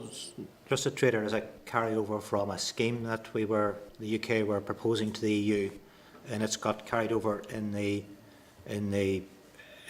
language within the UK unilateral statement. But it is for supermarket goods. There is no dictionary definition of supermarket, so we're defining it widely as the Minister has said, as retail food, to try and catch all of those businesses within the business. The responsibility for putting this together lies with DAERA, and they're talking to us extensively on the list. And it's hoped that list will be published probably today, if not tomorrow. Thank you. In the command paper then, it mentions that it will be DAERA. DAERA will undertake a rapid identifications exercise by the end of 2020. So I'm just wondering if you could give us an update on where the department are on that. This is identifying businesses. Is this? Well, we're well progressed, because that's the process of feeding in suppliers and others into DAERA, so they have a full list. So then decisions can be made about who is on the list and who isn't, because obviously that will be a very difficult decision. But as the Minister says, that will be a decision for the UK government. Yeah. Okay. Thank you. And then I was just hoping that you could give us a bit of detail on what environmental risks we will be facing here, or if any have been identified. And I'm just thinking in particular that there will be no Office of Environmental Protection established or operational until July. But is there any comment on the readiness in general, I suppose, about other aspects of the Environment Bill? Yeah, well, we took steps to ensure that environmental protection continues in advance of the Office of Environmental Protection being fully operational. In terms of environmental risk, one of the issues that I would have a concern about in relation to the protocol is the transshipment of waste. So there is quite an amount of waste that is imported to Northern Ireland from GB. It is further processed and sent for recycling, and there is issues around that, and there's issues around waste that also goes from Northern Ireland to GB. So on all of that there, those are still issues that we're having discussions on. Okay, and then sort of in terms then of state aid, environmental deregulation could constitute, I suppose, unfair advantage to Northern Ireland manufacturers. Do you feel the same, or what risks or contingency plans have been identified on this? Well, there's no plans for any environmental deregulation in the first instance. So, you know, and you know, deregulating for a matter of months before OEP would kick into place would stand up to no logic, particularly given the current mode of direction. We remain part of the single market, so the goods that are to be produced for the single market are goods which will have the same standards applied to them. So I don't believe that there's any risk of environmental deregulation. Okay. I noticed on your website, Minister, then just under the role of Habitats Regulation Amendment 2020 that's been published, that it's going to be DAERA's Natural Resource Policy Division who will now decide imperative reasons for overriding public interest. I'm just wondering if you could let me know a few details of why that move has been made. Well, in terms of all of this, I suppose we have the Natural Environment Division within NIEA who have a level of expertise, probably the highest level of expertise anywhere in Northern Ireland, for dealing with these issues. So where it is matters of public interest, they would be the people best placed to respond to it. And also then, does DAERA now have the right to amend the existing SACs and SPAs? I need to follow up on that, but I think, I don't think, sorry, I suppose one more general statement. We put through a whole range of legislation, as you know, around environmental legislation, which, because the committee's obviously been working on that. And our approach on this has been to get ourselves a working rulebook on day one. We have not been seeking to make substantive policy changes where necessary, and in the, you know, until we get the full governance arrangements in place through OEP, we're obviously wanting to make sure that we have the powers in place to be able to do what's necessary from an environmental protection point of view. But so I'll look into that issue, just that specific issue, to see if there's a particular concern. But the general principle here is that we are maintaining the working legislative rulebook as it was. There's no prospect of us starting to undo SPAs and SACs and so forth. Those are courses of work that have been done over a long period of time. There are areas that have been recognised because of their special characteristics, and you know, just because you could doesn't mean you would, and there's just no desire whatsoever to do that. Okay, okay. Patsy Malone. Patsy. Okay, we'll move to Harry, and then we can come back to Patsy because he has his electronic hand up here in the machine. Okay. All right. Thank you very much, Chair. Very well. Oh, Patsy, can you hear us now? I can hear you now. Some of the camera was veering away off there. I didn't know what was happening. Go for it. First of all, just just would like at a personal level to give all my best wishes there to Edwin. Delighted to see him back in harness again and at the helm. So best wishes to you, Edwin, and to your family for Christmas there. Hopefully you have a very good one. So could I maybe just move on to the issues around the EU now? I'm obviously getting some nervousness being expressed to me at a number of levels by farmers concerned that there may be shortfall to the department as a consequence of Brexit, any shortfall in funding that may lead to implications for their basic payments further down the line. So I'd be interested to hear from the Minister what reassurance have been given around that. Also, I had we had a meeting last night, and a number of the councillors that were on the meeting are part of the LAGs, and again, there's concern been expressed at that level about any potential implications for rural development funds, because those have contributed, the EU rural development funds, that pillar has contributed very substantially to all businesses and within our rural areas. Issue that John touched on earlier there is that move sheep and the whole issue of year-old sheep and the ability and capacity to move them across. Here, there's one farmer who's going to touch me. His investment in the stock amounts to over £700,000 worth, and he's very, very concerned about the capacity to move that over unhindered from the UK. Finally, one for Robert.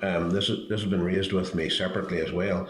The vet recruitment issue and how that's moving along, and if we could maybe just get an update on that. And finally, maybe for later on in the meeting, Minister's support. Well, it's not EU related, but I'll flag it up now. The support for fishermen in Lough Neagh. I know you've been doing some work on that over this last while. So, Chair, thanks very much indeed. Those are my questions. Okay, the first one is in relation to EU funding, or replacement EU funding. In terms of single farm payment, that has been replaced in full, so in terms of farmers, there isn't an issue. I'm going to bring Norman in to explain there is £34 million that we are in dispute with the UK government on. Scotland and Wales are also in dispute, and the English regions are also impacted by it. But Norman will come in and explain the background to it. It is money that hadn't been spent, but money that was intended to be spent. And therein lies the problem, and Treasury, in my opinion, are just being a wee bit tricky and a wee bit clever by half just on it. But Norman, perhaps if you can come in there. Yeah, thank you, Minister. So yes, this is, I suppose, a technical issue. As the Minister has said, the Treasurer taking a particular approach to this one. So in terms of moving forward, we would certainly argue that the commitment here was a full replacement of all EU funds from 2020 moving forward. The approach that has been taken by the Treasury is to actually net off some of the remaining, well, all of the remaining EU funds that will be coming to Northern Ireland and other parts of the UK through the rural development programmes out until their completion in 2023. And so for us, that means there's about £34 million still to come through the Pillar 2 measures out to their completion. And that amount then has been netted off the overall headline figure for replacement funding for agriculture and environmental rural development. And that's where the 34 million figure comes from. We would argue that had we remained within the EU, there would have been a fresh allocation from the 2021 to 27 EU budget. And therefore, it's not appropriate to have that particular mechanism in place. So that's the issue that we continue to press our case, and the Minister has been doing this very vigorously, along with the other DA ministers into counterparts in Whitehall. Thank you. So, yes, then at this moment in time, are you is the position that we're 34 million down over that projected 21-27 period for rural development? Is that it? Is that the clear position, if I understand that correctly? It's a case that we believe the £34 million down from where we would have expected to be. But what I would say is that we continue to run out the current rural development programme. It runs to completion in 2023, and therefore, in terms of the issue you raised about the lags, those plans will continue to completion. So there's no question around that and their ability to actually run out the current rural development programme. I think that was their concern, Norman. Their concern was looking further down the line at any potential jeopardy that there might be for the continuation and rollout programme, which is pretty much not vital but very important in the scheme of things for economic and social development of rural areas. Yeah, so the current programme will run to completion, and then what comes beyond then is the subject of the future of rural policy, and I believe the committee had a briefing on this a number of weeks ago. So that then is what comes beyond the completion of the rural development programme. So that's where the 34 million is at this point in time at jeopardy. Yeah, so basically we would argue that that should have been part of the settlement, and therefore would allow us then to start to effectively begin to explore new options, new measures that would start to take over from the outgoing rural development programme. Specifically, if I could, just because I want to drill down, that's over that projected loss of money is over what particular period of time? Is that from 23 to 27, is it? No, it's the remaining, well, it's effectively for the remaining period of this Parliament. So it's the 2021, 22 out to 23, 24 financial years. So it's 3 financial years. So right, okay. Yeah, so it's, I think it's 14 million, 17 million and 3 million. 14 million. Okay, thank you. Okay, you want to pick up on the Loch Ness one, Pat? Yeah, and in terms of the sheep, I think we have covered that, and it's an ongoing issue that we're continuing to work on. Loch Ness, I have been pressing to get the paper. I'm hoping to get it, I think, next. Yeah, there's a paper due up with the Minister today, and I'm just having a quick look over that. So that's, the Minister's been pushing to get the scheme finalised, and we're going to come back with some, and I'd asked some, I've made some queries, and we're going to come back today with that. Okay. Is that the time frame for that there? Because Chair, thank you. Preempted you there, Patsy. Well, I think in fairness to the Minister, it's my, obviously as officials we have to get the paper to him, and then he'll need to consider that, and as you probably worked out with the Minister, he will make up his own mind based on the advice he gets, and we'll need to just give space for that. It's transpired to be a bit more complex than perhaps initially thought, but anyway, I think we can get there, not too distant future.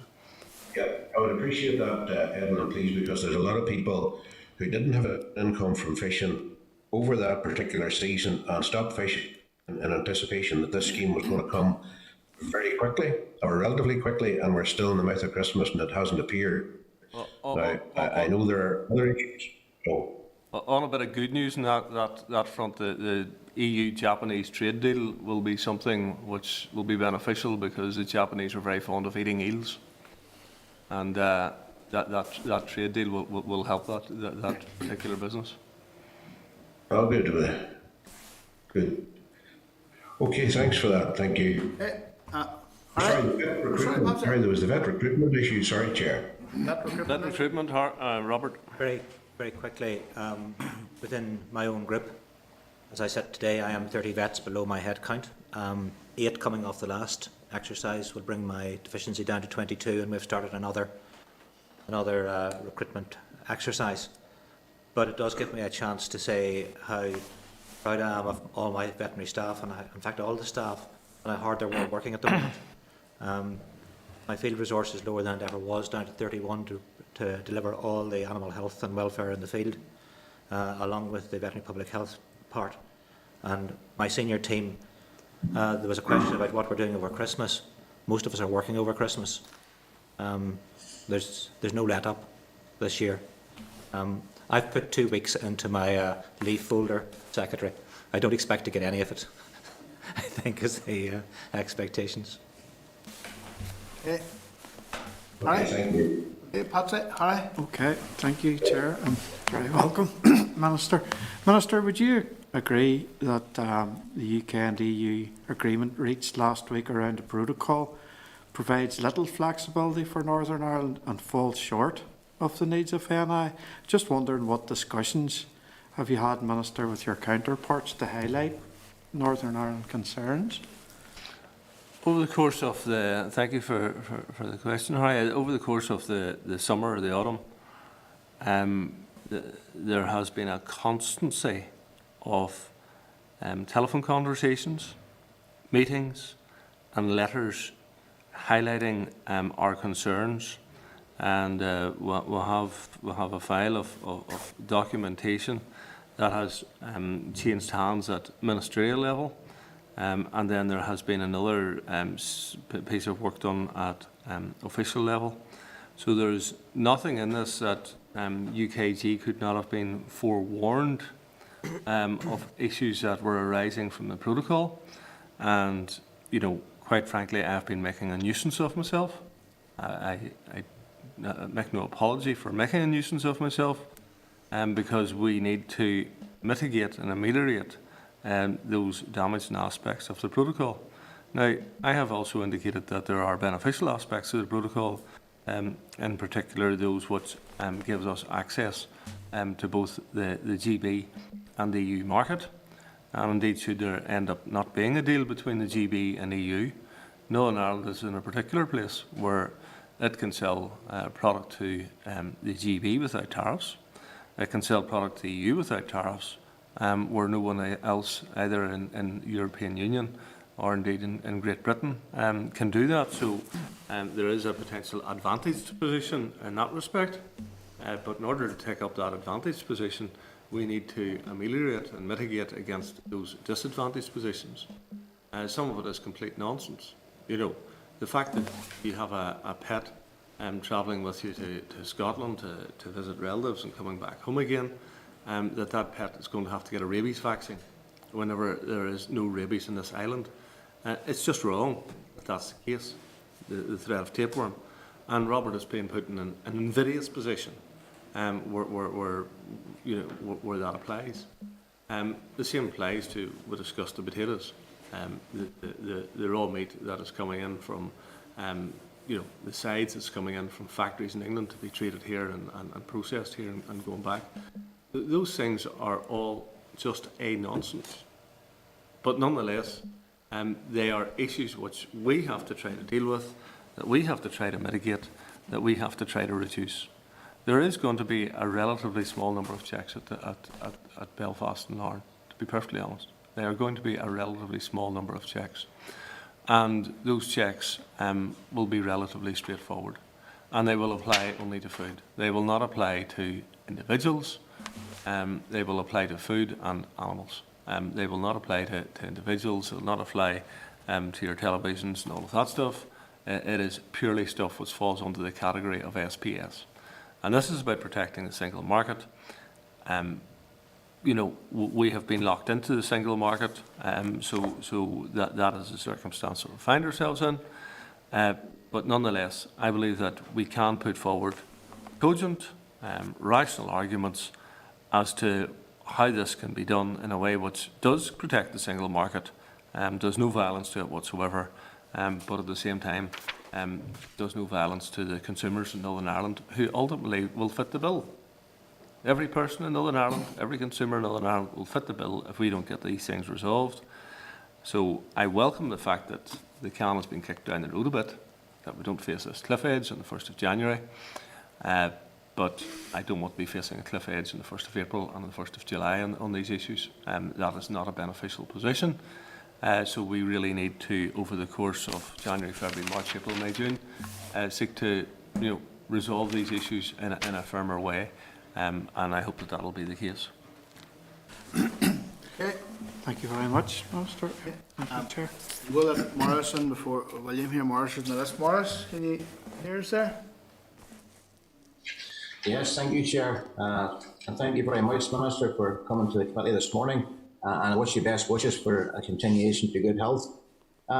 Minister, you had alluded in your opening remarks about the UK government's commitment to supporting business trade to Northern Ireland and GB. Could you expand upon this a wee bit for us, please? Well, GB to NI to GB trade remains unaffected. So that is positive. There was indications at one point that the EU wanted to get involved in that. They didn't have any right to get involved, and ultimately that won't be affected. GB to NI trade is over 50% of the trading that we do, and a significant element of it is around food. So, you've got your massive companies there, the Nestle's, and Procters and Gamble's, and so forth, who are providing groceries, and the supermarkets will have those businesses, which they have done for many years. So, the UK government is very supportive of that trade continuing unaffected. We've got this period of 3 months, and it is important that we use that period of 3 months to demonstrate unequivocally to the European Union that this poses no threat to the single market, and for our government to ensure that they fight very hard to ensure that trade is unaffected. Because ultimately, I think we all want to ensure that costs to the consumers of that grocery basket it does not go up, that it is maintained where it is, as closely aligned to that as currently as is possible. So, an important piece of work that needs to continue with the UK government, with the Joint Negotiating Committee, and indeed with our officials who are working with officials both in GB and the EU. Morris? Thank you very much, Minister. Can I ask, Minister, go ahead, Morris. Yeah. Minister, yeah, just one more. There's a lot of talk about protecting the EU single market, but you've alluded to trade between Northern Ireland and GB will not be affected. What steps have been taken then to ensure that Northern Ireland is not used as a backdoor into GB by EU member states? Oh, there's been considerable discussion on this one, and in particular, meat was a really big issue, because the tariffs on meat could be 40%, and what's to stop a lorry driving from Poland, where beef is cheaper, coming in through the Republic of Ireland up through Belfast and into GB. So it is going to be meat that is killed or slaughtered in Northern Ireland. So ROI beef that is slaughtered in Northern Ireland will have access to the GB market untariffed. But ROI beef that is slaughtered in the Republic of Ireland, should there be no trade deal, will be subject to tariffs. So the impact of that is going to be huge, and the consequences of there not being a trade deal for the Republic of Ireland, and particularly for its food industry, will be very negative. So I do hope that common sense will prevail, and that a trade deal will come into place, because I don't think it's in anybody's interest that the Republic of Ireland take the fountain that they will take on their agri-food side, should no trade deal be established. Thank you very much, Minister. Just one quick one here, if it's all right. Yeah, go for it, Morris. You there? Yeah. Just Robert had alluded to he's down 8 vets from 30 to 22, and I know I had brought it up at a previous committee meeting about the possibility of a veterinary college in Coleraine to produce vets for the entirety of Ireland, north and south. Has any more thought been taken up on this? Yeah, yes, there has, and Robert has been engaged in discussions with the universities. On the back of that, I intend to write to the universities to invite them to come and talk to us about what their plans would be to develop a veterinary school. For me, I think it's, given Northern Ireland's position in producing around 11% of the food for the entire United Kingdom, and the fact that we punch above our weight in that sector. Having our own veterinary school would be something which would be hugely advantageous to the entirety of the sector. Thank you very much, Minister. Thank you, Chair. Just briefly before we round to William, just on Maurice had touched on the back door question, which I had in my head as well. I wonder, is there any elaboration on how the anti-avoidance measures will be implemented and what precisely the anti-avoidance measures are to protect the North in the back door? Maybe Norman could touch on that. I think Norman? Yeah. Norman, can you come in on that?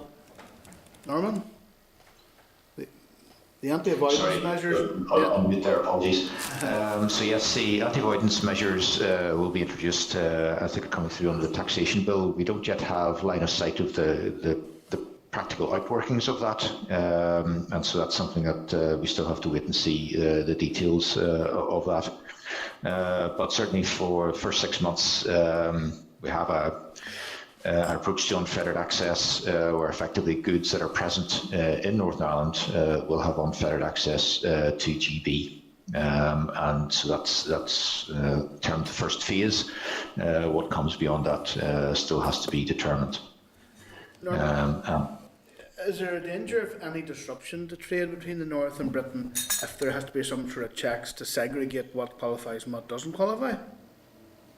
Well, at this point in time, there's no indication of that. I say it's whatever is present in Northern Ireland will have unfettered access, and so there's no plans for any physical or customs presence in Belfast at this point in time. So it's what comes beyond that. Obviously, the significance of that unfettered access route is going to be very heavily influenced by the existence or not of a free trade agreement, and we still have to wait and see the outcome of that as well. And I suppose the final bit of the jigsaw is the extent of any SPS checks after that first 6 month period that might apply to agri-food produce coming up from Republic of Ireland and routing through Belfast. So again, that's something that we still don't have a line of sight on. Just on that, it might be worth clarifying that there are no plans whatsoever for us to put in place SPS checks on this side of the Irish Sea. So we'll need to see, as Norman says, we'll need to see what the UK approach is going to be on that. But just so there's no misunderstanding about that. No, that's good, because I think obviously we want unfettered trade in every direction. But I'm still trying to think. How do you know that a lorry load of beef is just beef that's produced here in the north? It's not mixed origin. How can that be done without checks, or without some measures these anti-avoidance measures to ascertain that? Well, I think, the key point, that the key representations at official level that we've been making has been about making sure that we're reflecting the industry's concerns. The industry's concerns are getting the right balance between, on the one hand, unfettered access, but on the other hand, keeping a fair level playing field, so that our businesses are not being at detriment because others are coming in through the back door. Certainly.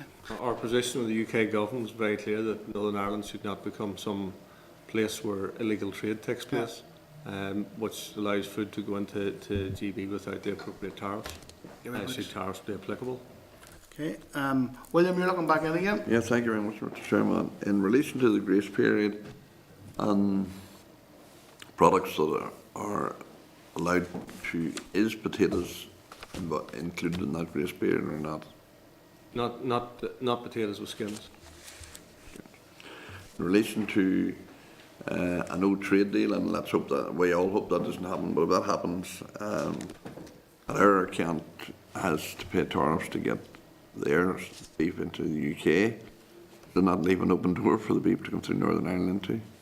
Well, it can only be beef which is killed and processed in Northern Ireland. So it can't be beef which is killed in Ireland and then imported through here.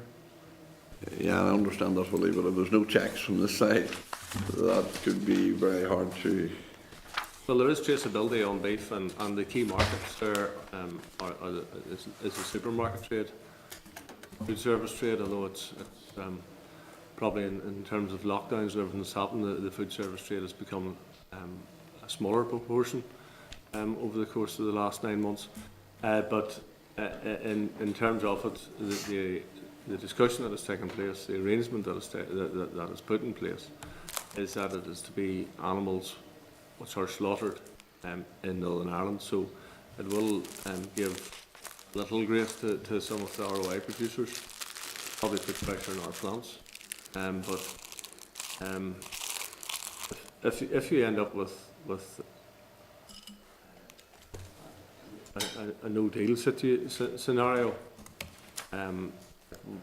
perhaps as a consequence of driving beef prices, milk prices as well, upwards here, that remains to be seen, because if there's tariffs applied to materials which would normally have been coming from Poland, France and so forth, then that's liable to lead to a rise in the market.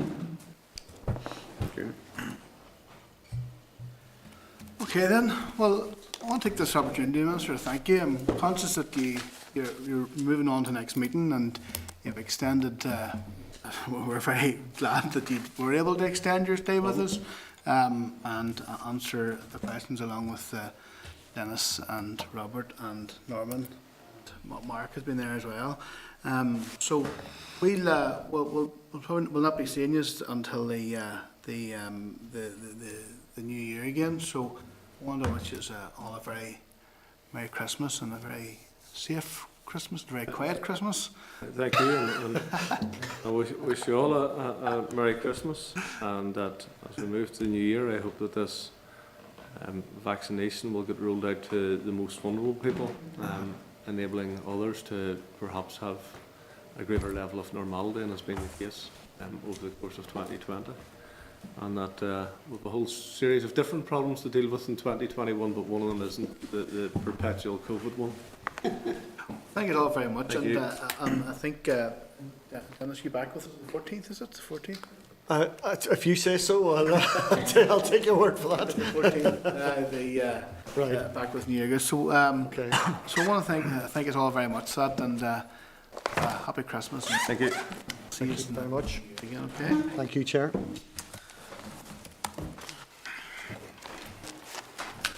Okay. We'll move on then, folks, on the agenda. Item 2 on the agenda is apologies. We don't have any apologies. Item 3 on the agenda is chairperson's business. Want to refer members to the note of the informal meeting which with the Youth Climate Action NA with myself and Philip and Claire attended on the 4th of December. A link has been included in the note. Can I agree to agreement to circulate the presentation to the committees for infrastructure and economy, asking that the relevant department leads to meet with the representatives of the YCANA to discuss climate change? Okay, are we okay to note this meeting? Can I refer members to the Correspondence and Speaker's Office as in relation to the public potential position presented by Rachel Woods, MLA, in the Assembly on the 14th of December. Members be aware that the public petition is calling on the DAERA Minister to bring forward similar legislation to Lucy's Law, which came into effect in England in April of this year. The Speaker has also written to the Minister on this issue. Okay. The draft minutes, they're at pages 40 to 49. Are we okay for me to sign the minutes? Okay. So item 6 on the agenda is, yeah. Some question there? Okay. So item 6 on the agenda is an oral briefing from the department on the January monitoring round. Just before we move on to the briefing from the department, can I advise members that the Finance Committee were due to receive an oral briefing on the budget statement yesterday, but were informed that the budget paper was brought to the Executive last week but did not get onto the agenda. The Finance Minister has indicated that he is looking to have the paper tabled today. It is the Minister's intention to get the draft budget discussed and agreed, because otherwise it will be the second week in January before it can be agreed. If agreed, the Minister intends to make a statement as soon as the meeting is complete and an oral briefing at the first plenary session of the Assembly. The final budget must be laid by mid-February in order to have sufficient time to lay the budget bill before the end of March. So the briefing of the department is page 52 to 53. And I want to welcome by Starleaf David Ray, the Grade 5 Finance Director, Roger Downey, Grade 6 Deputy Finance Director, and Linda Lowe, Grade 7 Head of Financial Planning.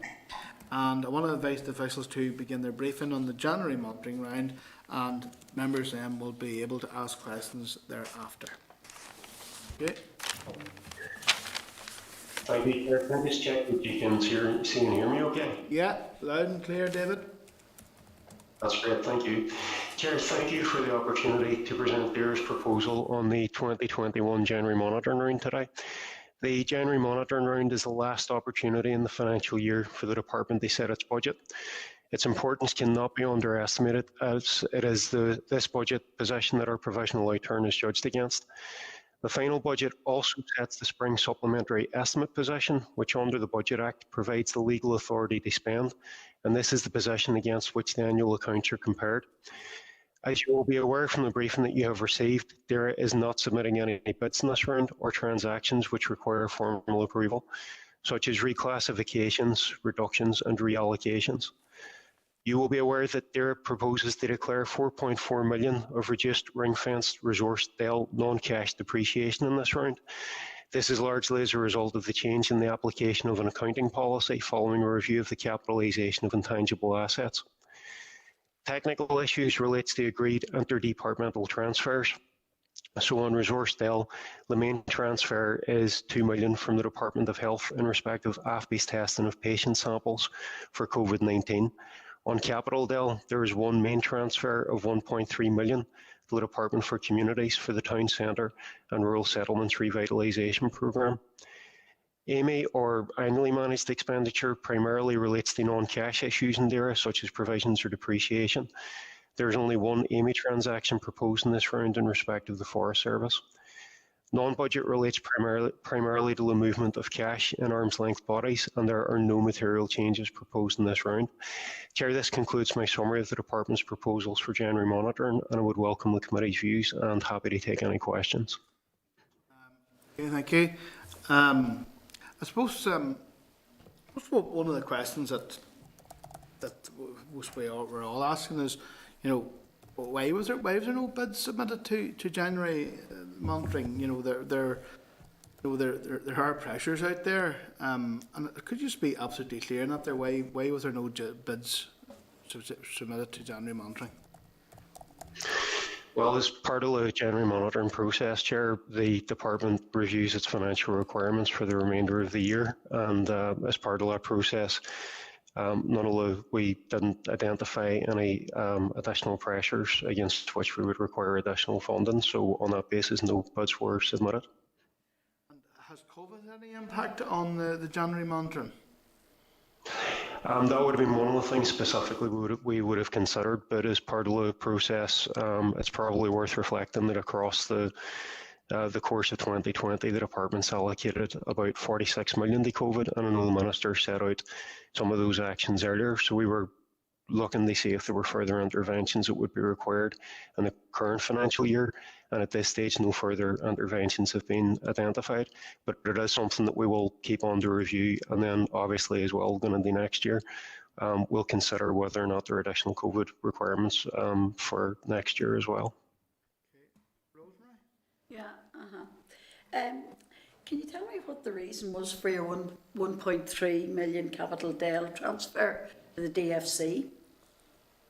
Yes, during the year, and again, I think, and I might ask Roger just to correct me if I'm wrong on this, but during the year we had an agreement to support funding with the FC for the Town Centre and Rural Settlements Revitalisation Programme, and again that was in response to COVID, so the FC is leading in that and we're basically contributing funding to it. I think the total funding that we've contributed across the year, including this 1.3 million, is about 2.3 million, but I'll just double check with Roger to confirm that the amount's accurate. Yes, that's correct. I think DFC are also contributing about 10 million. So our element was 2.3. Okay. Happy, Rosemary? Yeah.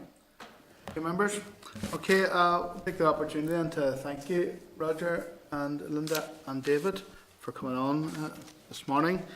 And okay, so the members okay to support the department's proposal of the January monitoring round? Okay, right, thank you very much. We're going to move on to the next item on the agenda. It's an oral briefing, the discussion document on climate change. A written briefing from the department at pages 55 to 62, correspondence is 63 to 65, and a copy of the discussion document is 66 to 115. On Starleaf, we have Owen Little, Grade 5 Director of Environmental Policy, Arlene McGowan, Environmental Policy Division, Climate Change Branch, Grade 7. And I'd like to take the opportunity to ask Owen and Arlene to commence the briefing. Good morning, Chairman and members of the committee. I would like to thank you for this opportunity to come before you today to discuss the launch last week of the consultation on the public discussion document for a climate change bill. I am joined online by Arlene McGowan, who is part of the relatively newly formed climate change bill team within Environmental Policy Division. My opening remarks will provide a summary of the discussion document, highlighting what I believe are the key areas. I will also provide an outline on the Climate Change Committee's 6th carbon budget and the balanced pathway towards net zero for the UK by 2050 and its relationship with the discussion document and a climate change bill. Finally, I will talk briefly on some of the challenges facing the progress of a climate change bill in this mandate. The discussion document on a climate change bill for Northern Ireland was launched on Tuesday, the 8th of December 2020 and will remain open until the 1st of February 2021. Unfortunately, due to the challenging timeline to deliver a bill within this mandate, the normal 2-week notification process of the consultation launch was unable to be provided to this committee. Ideally, given the cross-cutting nature of climate change, the draft discussion document would also have been issued to other departments via an inter-departmental write-round for their comment prior to publication. However, the continuing political and public urgency for progress on development and introduction of a climate change bill has meant that an opportunity has not been afforded to engage at this stage with other departments.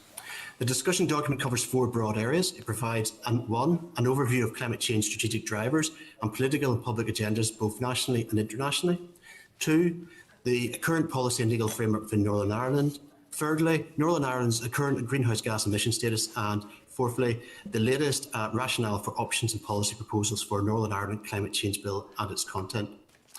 Although the document does not introduce any new policies, the Minister has been keen to engage stakeholders from across the economy and society and the public and ensure requirements within the new decade, new approach agreement are met. As the Climate Change Committee has stated, people have a vital role in delivering net zero. Even if a large part of delivery relates to technological and investment challenges, there will be most success where proposals are seen to be fair and where people have been involved in developing the proposed solutions. The Minister has also directed that this legislation is well informed and based on sound evidence and science. The Minister intends to use the findings from this discussion paper, along with the expert advice and updates from the Climate Change Committee, to develop proposals for a bill before taking them forward to the Northern Ireland Executive for their agreement. The timing of this public discussion document has to a certain degree been linked with the publication of the Climate Change Committee's advice and reports on the 6th carbon budget and the balanced pathway to net zero. After the legislative change to the UK Climate Change Act 2008 in 2019 last year, which brought in the UK net zero by 2050 target, we were aware that the committee's reports this time for the 6th carbon budget would have a lot more detail due to the addition of the net zero element and therefore have a key relevance to this public discussion document. In addition, the Minister had written to the committee seeking separate specific analysis and advice on Northern Ireland's fair contribution to the UK net zero target. This was also published last Wednesday. The analysis in detail to reach net zero by 2050 for the UK is a global first and groundbreaking bit of work by the committee, as the over 1,000 pages of reports that were published last week testify. Within the public discussion document, there are a series of questions which essentially relate to the ambition of a climate change reduction target, how that target should be expressed, 5 yearly carbon budgets that could be used to set interim targets, reporting powers and duties, and views on an independent advisory body. The 2 options addressing ambition are fundamental. The first option, with a focus on an evidence-based target that may not see Northern Ireland meet net zero by 2050, but importantly provides an equitable contribution to UK net zero by 2050. Or the alternative option of pressing for Northern Ireland net zero by 2050, or indeed before that time. Whatever the course of action decided, the selected overarching target will substantially shape future programmes for government, budget and resourcing profiles, and the demands on citizens for the next 3 decades if we are truly committed to tackling climate change. It is therefore timely that the reporting of the Climate Change Committee provides extensive evidence as to considerations that should be made in deciding between the two options. While the focus of the discussion paper and a future bill may seemingly revolve around emissions reductions and mainly mitigation, it is also important not to forget the need for adaptation plans. In light of our ongoing experience with dealing with the COVID-19 pandemic, resilience instead of adaptation may be a better descriptor for what needs to be done. Even if we meet net zero by 2050 and limit global temperatures increase to 1.5 degrees Celsius, the emissions already baked in will mean there will be further impacts from climate change beyond those already occurring today. Indeed, we need to be cognizant to be prepared for a higher global increase of 2 degrees Celsius or even above. When delivering future mitigation strategies and plans, it will be important for them to reflect where adaptation can also be built in to provide wider effect and extra value for money. For instance, planting trees in a manner that also contributes to flood alleviation. Finally, before I close, I'll touch on the demanding timeline to introduce a bill in the remainder of the mandate. The next 3 months are critical. Assessment of the discussion document responses, policy development and drafting instructions are required to get a bill for introduction by early April 2021 if this bill is to progress. This requires a certain amount of concurrency of activity and some seemingly expedient decisions, such as not affording you, the committee, your 2 weeks notice for this discussion document. Every day literally counts, and actually the staff involved in the bill are, again, like other parts of DAERA, working over Christmas to deliver this. To provide you with reassurance that the department is taking to the delivery of this bill seriously, the bill work has been prioritised with an extra bill team allocated and other support services currently been put in place. We are also liaising closely with the Office of Legislative Counsel and TEO to ensure the timeline is achievable and can be met. In summary, I want to thank the committee again for providing us with the opportunity to engage in the discussion document. Climate change is a global challenge and a fundamental threat. The discussion document provides the next step in delivering a climate change bill for Northern Ireland that addresses the call for action to address the climate emergency and an opportunity for Northern Ireland to contribute to the global response to tackling climate change. Thank you very much, Owen. Philip? Thank you. Thanks very much, Owen. And Chair, just before I make a few points to Owen, I mean, obviously we didn't get a chance to quiz the Minister on this very important aspect of work. It might be a useful suggestion that we actually do invite the Minister back again to talk about this and the other key priorities that we didn't get a chance to do. Owen, thank you very much. I mean, just in terms of going through the document, I mean, and these are points I would have wanted to have made to the Minister this morning, so I'm going to make them to you. I mean, you've talked about the challenge and time frame, and it's saying in this document, delivering an executive climate change bill within this mandate is a challenging but key priority for the DAERA Minister.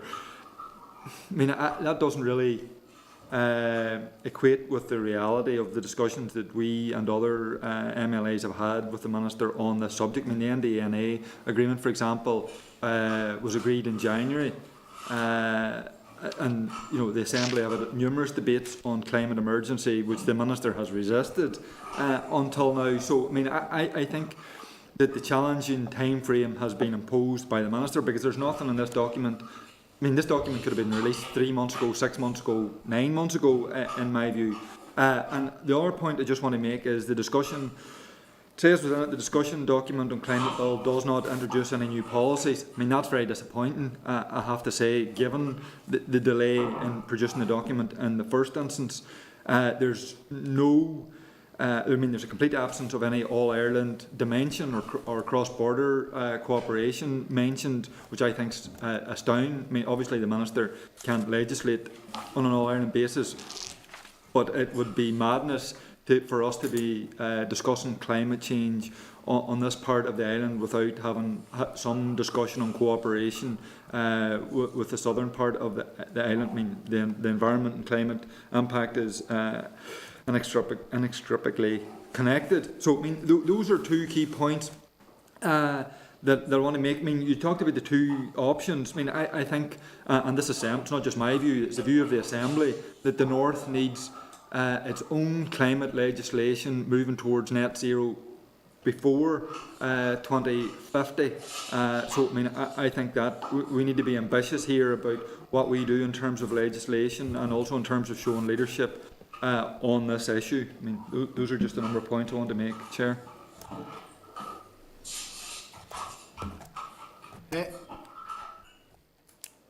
Do you want me to respond to some of those, Chair?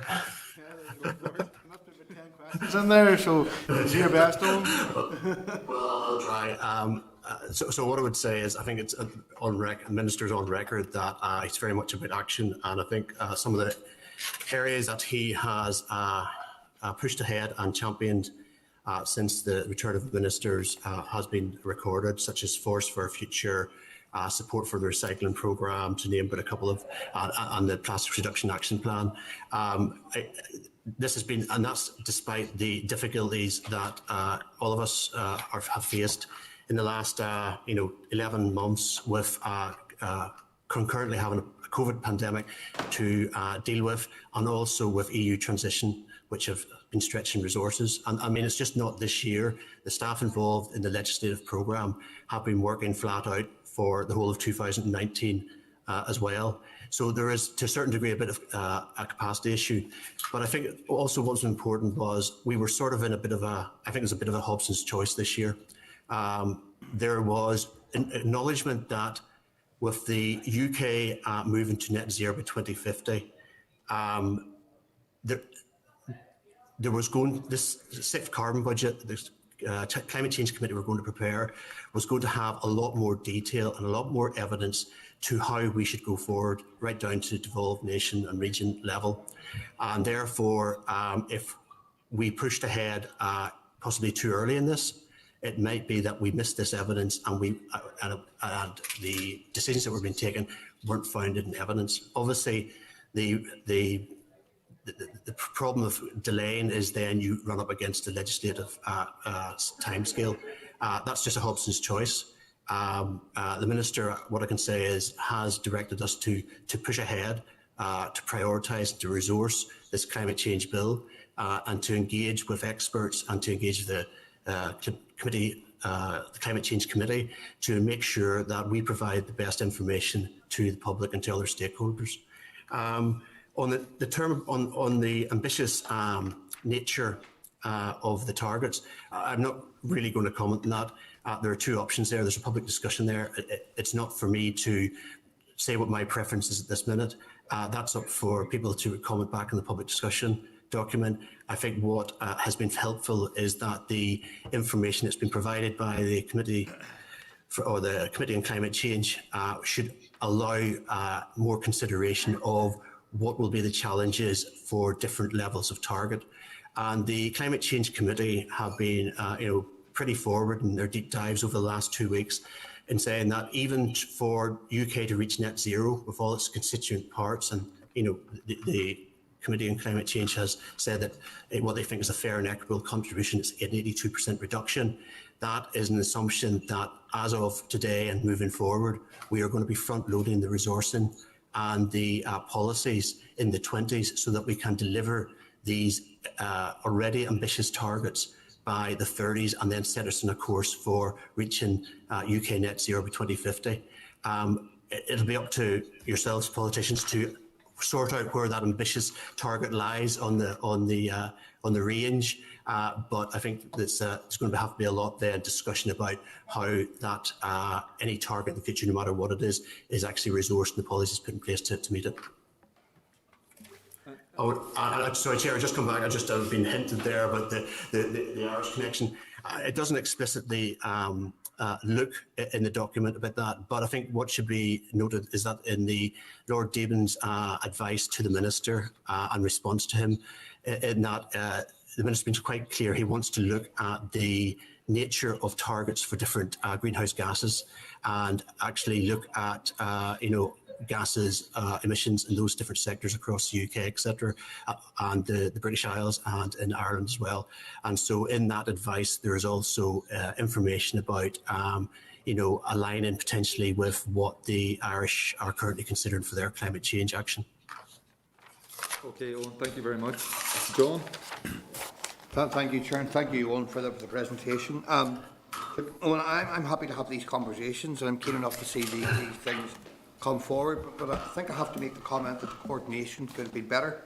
For example, earlier in the year when some of us were being told officially that this would not happen, other plans were put in place and other pressures were brought to bear. But with regard to coordination, should we be looking then at other consultations and discussions that are taking place? Like, for example, later in this meeting, we're going to be discussing a document called the 30-year Sustainability for the Future consultation, which doesn't, as far as I can see, include any mention of a Climate Change Act discussion by the Department.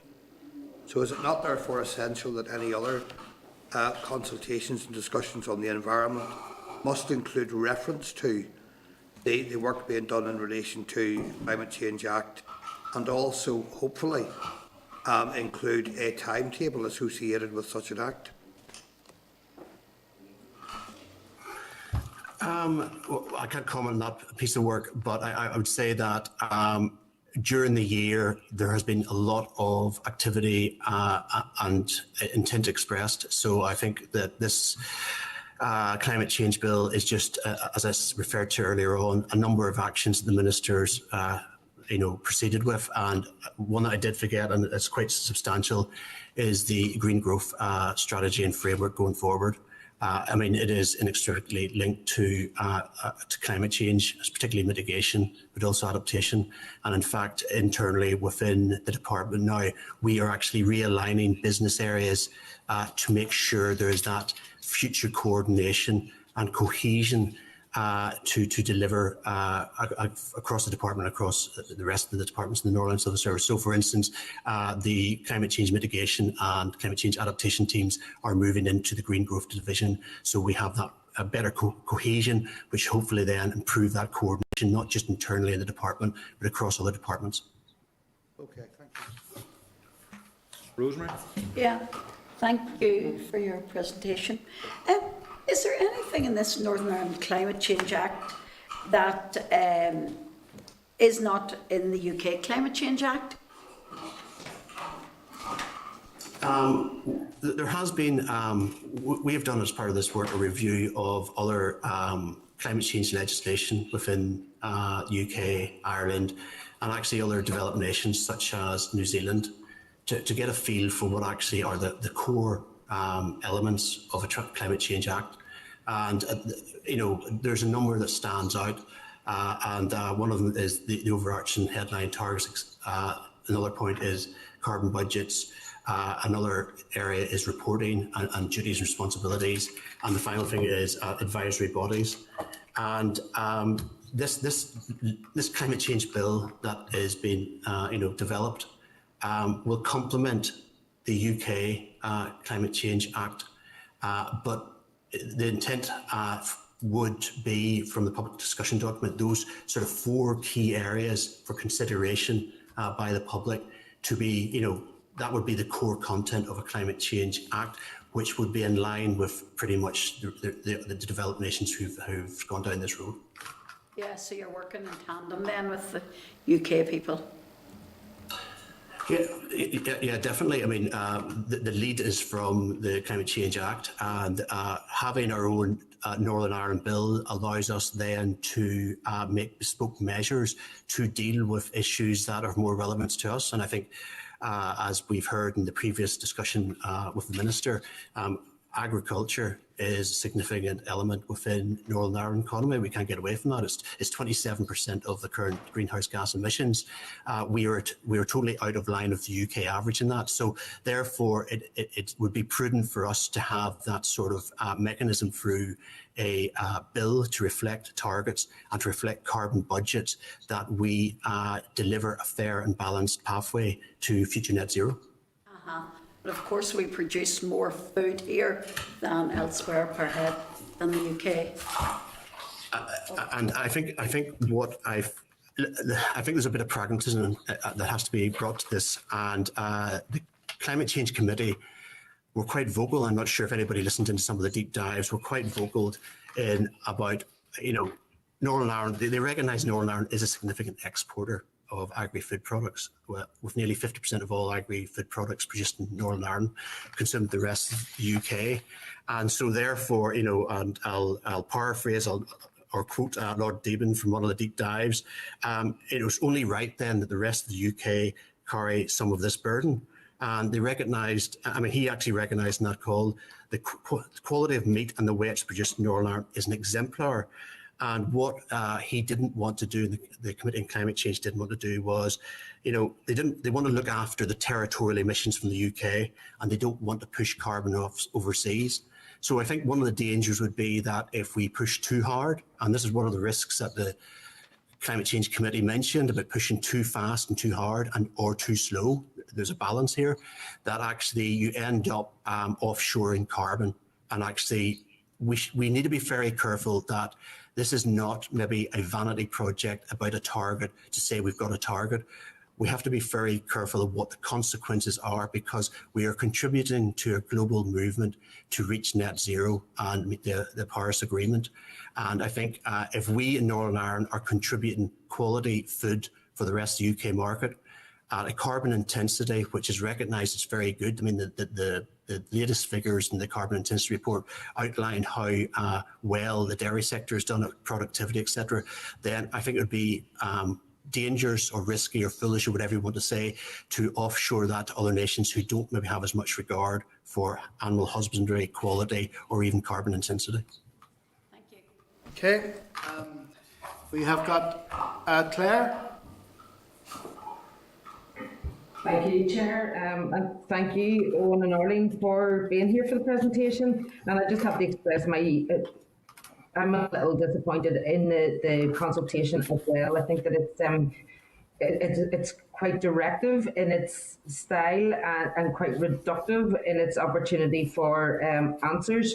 But having said that, at least the work has started, which is something to be thankful for. But I'm wondering, what information do you think, or is it hoped, that will be gained from this consultation in comparison to the consultation on the previous environment strategy, for example? I know that there was about 2,000 responses that the department had received to that one. The Minister's stated that he was keen to engage across all sectors, and I think that's important. I think it's important that there's a certain concern sometimes that when we're looking at legislation, we look to others, and there's a danger of mirroring. In the climate change arena, we have a totally different. We have our own distinct issues and problems, and we have our own sort of profile, and therefore I think the Minister in directing this was keen that at least there was engagement by the broader society and public to reflect those views. The reality is yes, this is a challenging timeline.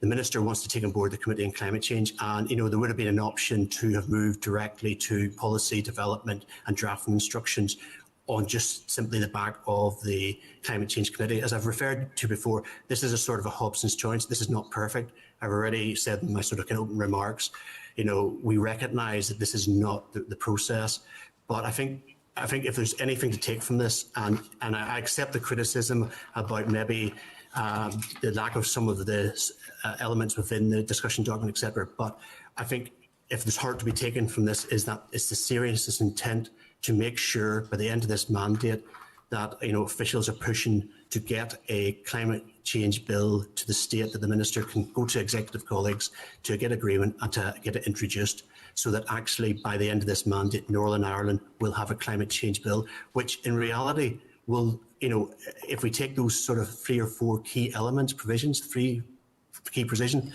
will not be that much different from all the core legislation. And this is not about how big a bill is or whatever. If you look at the amendment to the UK Climate Change Act last year, when it went to net zero, it was 1 line, but that 1 line has already produced over 1,000 pages of reports and more data to come in. That 1 line has stimulated new policies and plans. And I think it's about actually making sure we have the quality and the clarity and the succinctness of the direction for all stakeholders in the public Northern Ireland over the next, not 10 years, not 20 years, 30 years. When we get the bill introduced and we get royal assent, that is really, and it's a cliche, but that is just the end of the beginning. The actual hard work and intensity by everybody starts the day after that bill is, if not before now. Because as I've said before, The Committee on Climate Change has said to get net zero, to get near it, and to fulfil this ambition, we have to front load policies and resourcing in the 2020s. Now, when you look, sorry. What I promise you, you don't need to hammer home the urgency, the complexity and the great need for any of this. To me, I fully understand and get it. But in terms of the Minister being keen to then engage with the wider sectors, what engagement has he done so far with other ministers and other departments? Because this is obviously cross-cutting and needs the buy-in and the recognition from right across the executive on this. Well, the Minister has directed us to look at the safe carbon budget, and yes, there's an urgency, and as I've said, this isn't perfect, and we've turned around and we've pushed this out to make sure that this discussion document was aligned now with the safe carbon budget and the balanced pathway to net zero. But the Minister, this is just not the start of what the Minister's engagement has been. He has engaged with other ministers and department, and the officials have engaged with other departments through the Green Growth Agenda, and before the Green Growth Agenda, the Future Generations Working Group, which is all looking about mitigation and efficiency and reducing carbon. And before that, there's been engagement on adaptation plans, etc. So this is not just the start of engagement with the Minister or officials. There has been ongoing engagement on the particular bill. That is still to come, and that has been reflected in the Minister's letter to colleagues saying that he will follow up and engage with them. So see on the Climate Change Committee, in their report, they identified and rightly pointed out that the role of citizens' assemblies in getting to where we are now and getting the wider public buy-in and getting public to understand the ramifications of the measures that need to happen as well. Have we had any discussions, because not really mentioned at all, about establishing a citizens' assembly here? Well, I think I acknowledge that, and I think the focus has been about getting that clarity and succinctness of direction in legislation. I've come from a decade or so on waste policy and mainly recycling. I didn't need legislation to engage or to push policy forward, reflecting what the views of the public were.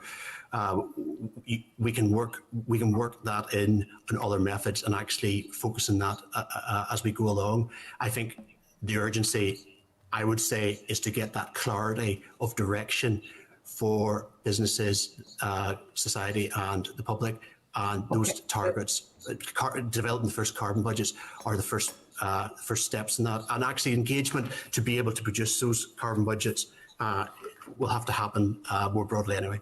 Well, I would say that would be a two-way thing as well there. Again, we don't need necessarily, you could argue that we don't need the legislation in order to set targets and resource them for people then and sectors to achieve them. But what we do need is the public to understand the buy-in here as well and what's going to be required and the changes that's going to come out. So, you could argue exactly the same for both of those there, really. But can I just double check with you? So we have a UK Climate Act.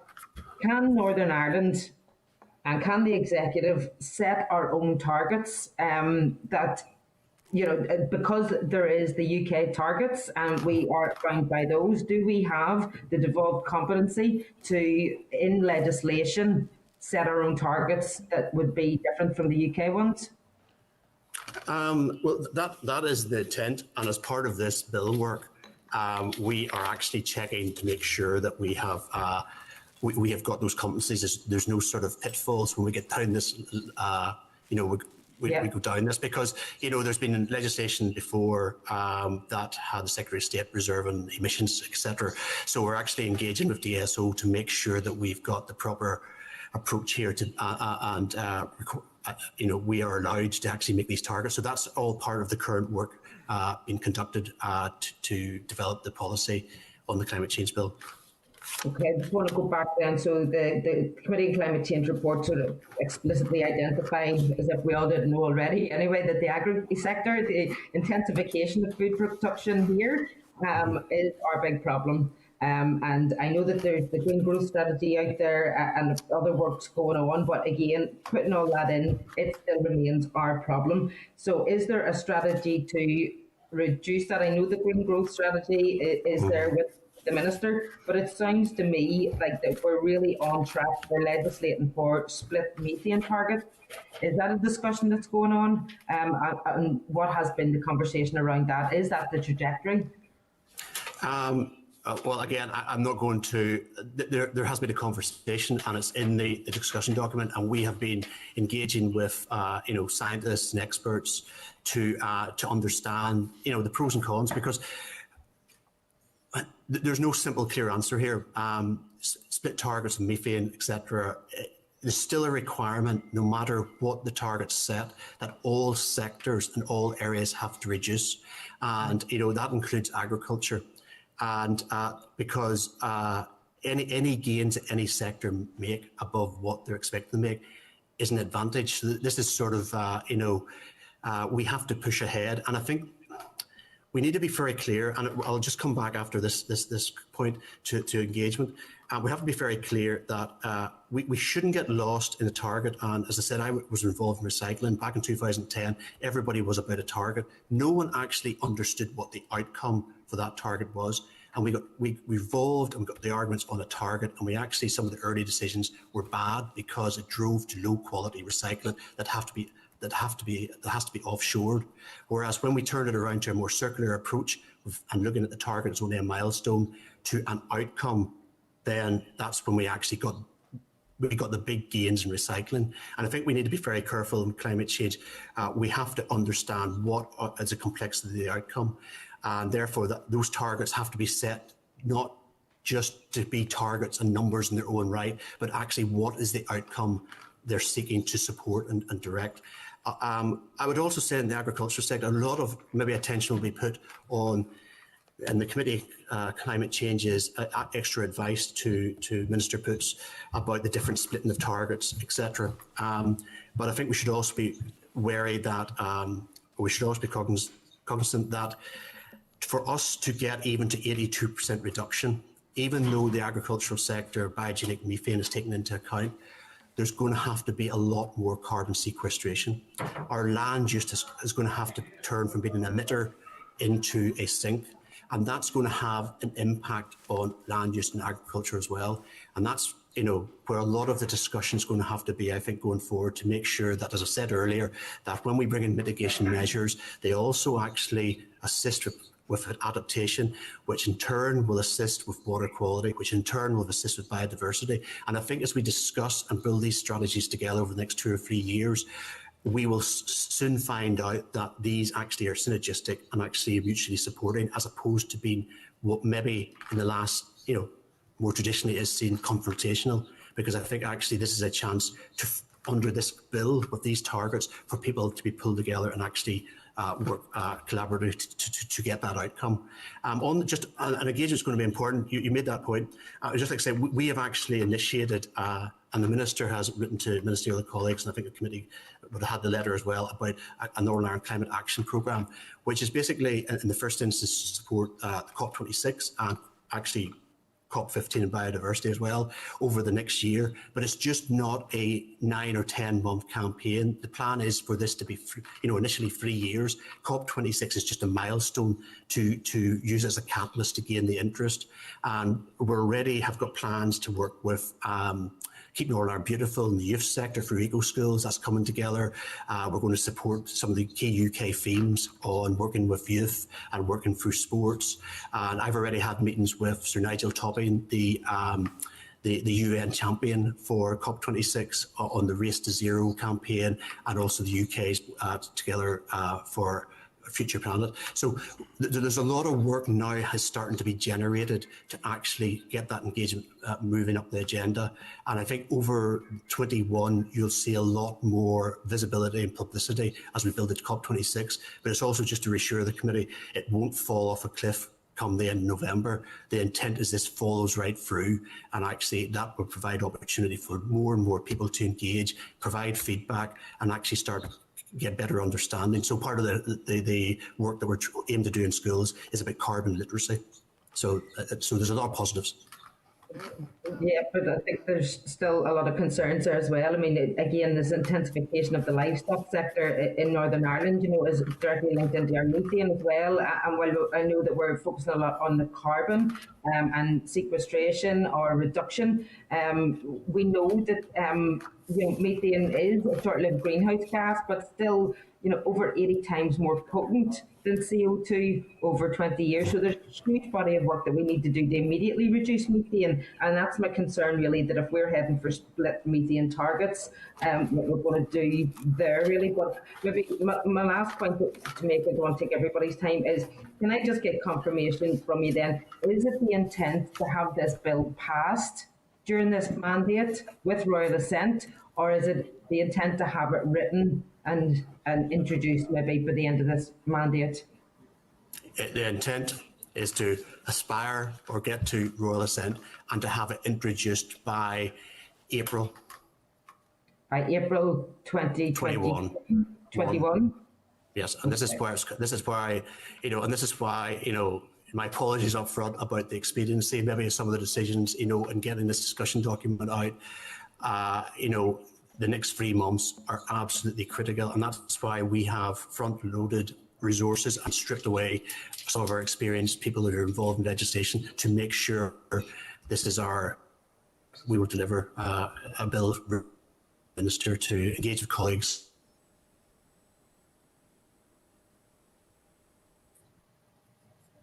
Apologies, my computer was breaking up there. So just last wee one, we're going to have royal assent on this bill by April 21. Well, I can't say that, Claire, because I'm only an official, and I will push the resources and will push the person who comes after me, because I'm moving shortly to the Marine Fisheries Division. But the people in charge, I can tell you, are good people. They're working hard at the minute, and we will get it to introduction stage.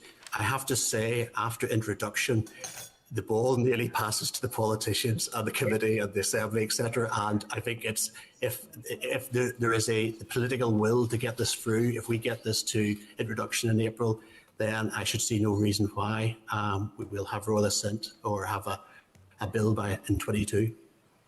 Thank you. Thank you. Let's get politicians' answer on to us. Okay, thank you.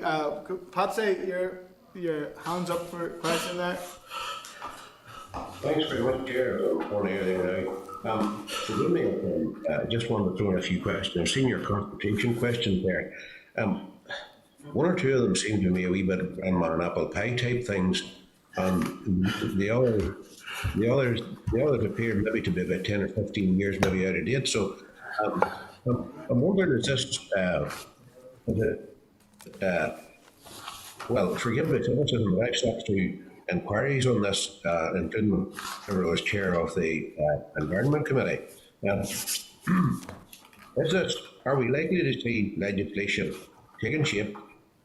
And if you could give me the time frame, or some could be forgiven for saying that this consultation exercise could be kicking the tin down the alley a wee bit further. If you could just get that in a nutshell to me. Many of us are passionate about this and genuinely want to see this moved on, and as legislators want to see it done in a time frame that's compatible with the issue. We all know the problems with the flash flood. We see what's happening around us, and many of the measures that are happening daily that we're at site meetings about really shouldn't be happening, and it's because of the excesses of man that's going on. So we really want to push this, and we want to make sure that what we're doing is a genuine effort to arrive at a point where measures are taken to at least mitigate those issues that are happening around us day and daily.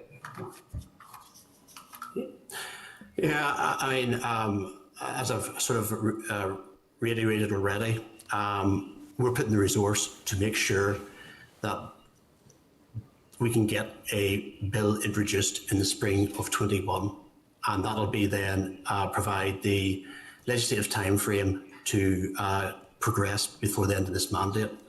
And I accept, and in fact, the question of what you were going to ask, to be honest, about the public discussion document, rather than is this kicking the ball down, or the can down the alley, is it actually just a tick box exercise because of the time frame, to turn around policy development and draft instructions.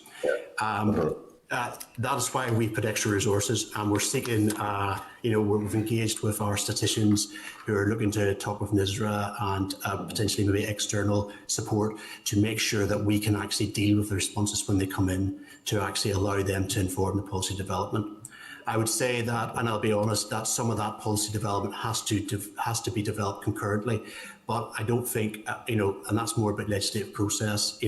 I don't think the argument will be that there won't be a target, so we can actually do work while the discussion document's going on. It's what that target is at the end will be, what the response is, and the Committee on Climate Change will inform. So if you're asking me, is this just maybe sort of buying for time so we can push this to the next mandate?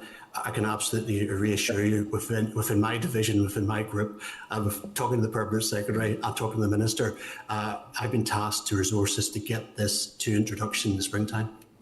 Okay, can you quantify what the resources are? What is that extra resource?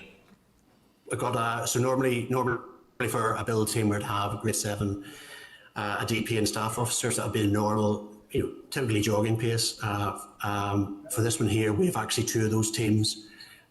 We have a grade 6 over those teams, and we are looking to secure dedicated DSO support. We already have DSO support within the division and the group, but this is actually to make sure that we've got that support for the next 3 months during that, policy development, etc. And that actually, I say it every day, the intensity of those, and that team has only come together. Arlene was the first member. She carried the burden as we started to build the team back in the end of July.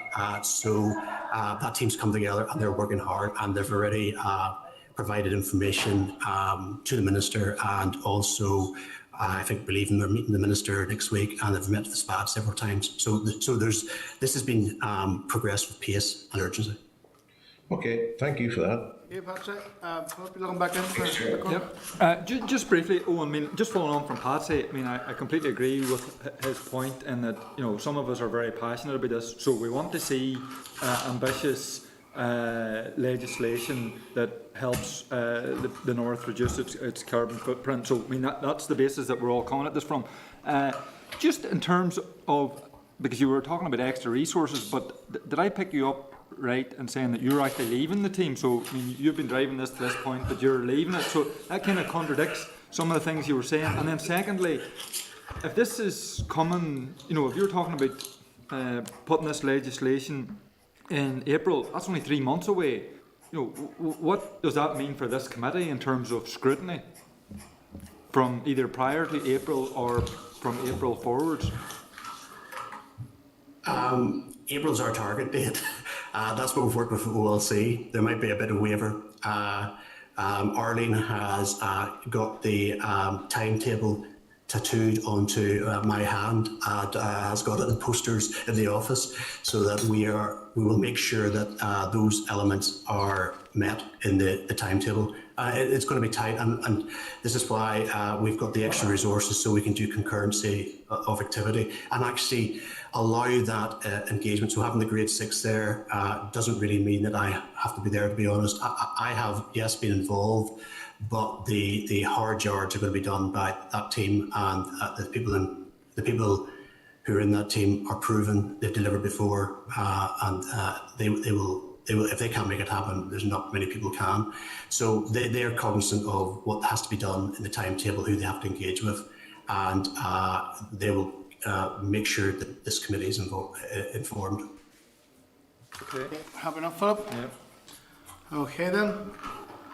Okay, well, I'd like to take this. There's no other members if I indicate they want to speak, so I'd like to thank Owen and Arlene for joining us here this morning for that very comprehensive briefing and answering all of those questions, and no doubt we'll be seeing and hearing from you in the time ahead. So hope you have a very safe and peaceful Christmas and Happy New Year to you. Yes, thanks very much, Chair, and Merry Christmas to everybody. And probably the next time you see me, I'll be in marine and fisheries on a different topic. Okay, all the best to you. Take care now. Right. Okay, thank you. Bye now. Bye-bye. Okay, folks, we're going to move on to agenda item 8, which is a written evidence from DAERA on the SL1 health identification, trade and veterinary medicine amendment to EU eggs regulations NA 2020. The memo from the clerk is 117 to 120, and the department papers are 121 to 135. This SR is subject to negative resolution and will come into operation either immediately before or when the transition period ends. It amends secondary legislation relating to animal and aquatic health, trade and veterinary medicines and to support the protocol, and a number of technical amendments to this jurisdiction's legislation to reflect that the UK is no longer a member of the EU. The provisions also reflect that Britain will be treated as a third country in EU terms under the protocol in the absence of a treaty. A main provision of this SR is the amendment of this jurisdiction's legislation relating to trade in animals and animal products to reflect that those moving these products into this jurisdiction from Britain are to be regarded as third party importers. There are two DAERA officials on standby. Do members want to bring them in for any questions? Yeah. Want to? Yes, okay. Who have we got on standby? Oh, sorry. Francis Kearney, Veterinary Officer, Neil Gartland and Darren Fullerton. Can you hear us there? Rosemary Barton wants to ask you a question. Hello. Yes. Okay. Go for it, Rosemary. It's in relation to pedigree cattle. Pedigree breeders bringing cattle over. They can bring them over from Northern Ireland to a sale, we'll say, in Perth. If they don't sell that animal, what's the position for them getting that animal back into Northern Ireland again? Can they just immediately take it back without any problem?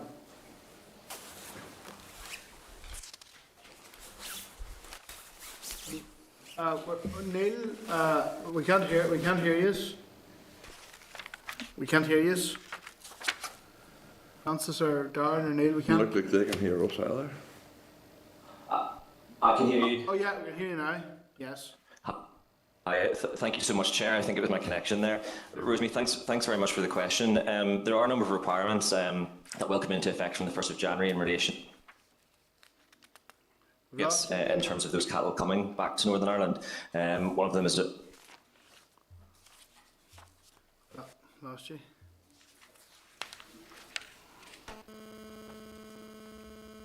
Sorry, Darren, maybe if you could come in. Can you hear me, Chair? It's intermittent. Neil. Yes, in terms of bringing it back into Northern Ireland, there are a number of requirements, basically in terms of being presented at a point of entry at the ports, and the export health certificate requirements to return the animal to Northern Ireland. So it's not straightforward. Also, will that not affect breeders coming up also for the buying in of livestock from farmers buying in of livestock from GB into Northern Ireland? Rosemary, yes, in relation to the HCs and the checks that will have to be made, depending on the type of animal you're bringing in, there are a number of requirements that you have to adhere to. These are set out on the departmental website, and we've been engaging with industry on that, prepare them in time for the requirements that they'll have to adhere to from the 1st of January. Right. And just one other thing in relation to veterinary medicines. These veterinary medicines, can you explain then the animal medicines cannot be licensed for UK in totality then? They have to be licensed separately for the UK and then wait for approval for Northern Ireland? I'll bring in Francis in this, but my understanding, Rosemary, is that the EU and the UK can both, post-transition, authorise medicines. Recognise that it's leaving because GB is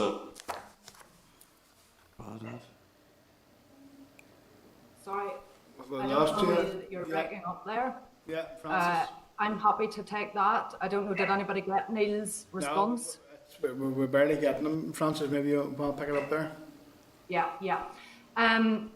Yes, medicine for Northern Ireland can be authorised either centrally or by the EU process or by the Veterinary Medicines Directorate for ourselves in Northern Ireland. There, as long as the regulatory frameworks continue to align, they will be able to be authorised on a UK-wide basis. There will be some instances, for example, divergence or market authorisation holders may decide for commercial reasons to split out authorisations, but potentially, yes, you will end up with a situation where you would have an NI only authorised medicine available for supply and sale in Northern Ireland, or you could have a GB only, which would be for sale and supply in GB. Yeah. We've been working very closely with the Veterinary Medicines Directorate, engaging with them, assessing the impact of the protocol, and we've identified risks and, have mitigated and working towards mitigating the risks. Okay, thank you. William? Yeah, in relation to Rosemary's question in around there are pedigree breeders that goes to shows and sales in Scotland. Do you know what, there's going to be issues getting them back to Northern Ireland, but if that's going to be, I'm told it's going to take some time to get those out of quarantine and all the rest. I'm not so sure, but if that is the case, it will kill that industry. No one will bring a pedigree bull or a pedigree animal to Scotland to have it sitting and cost them a fortune if they don't sell it. Can't get it back home. Do we know exactly what the procedures are to get those animals back at this stage? Is there a clear pathway back, or is it clear what has to happen? Well, in terms of the guidance, it's my understanding that there's guidance currently available on the DAERA website in terms of bringing animals into Northern Ireland through point of entry. And as well as that, there has been engagement with industry in terms of like the export health certificate requirements for bringing in those imports. Okay. Yeah, that's okay. I'll go to the website. Can learn more of it, I think. There, you indicate you want a speaker?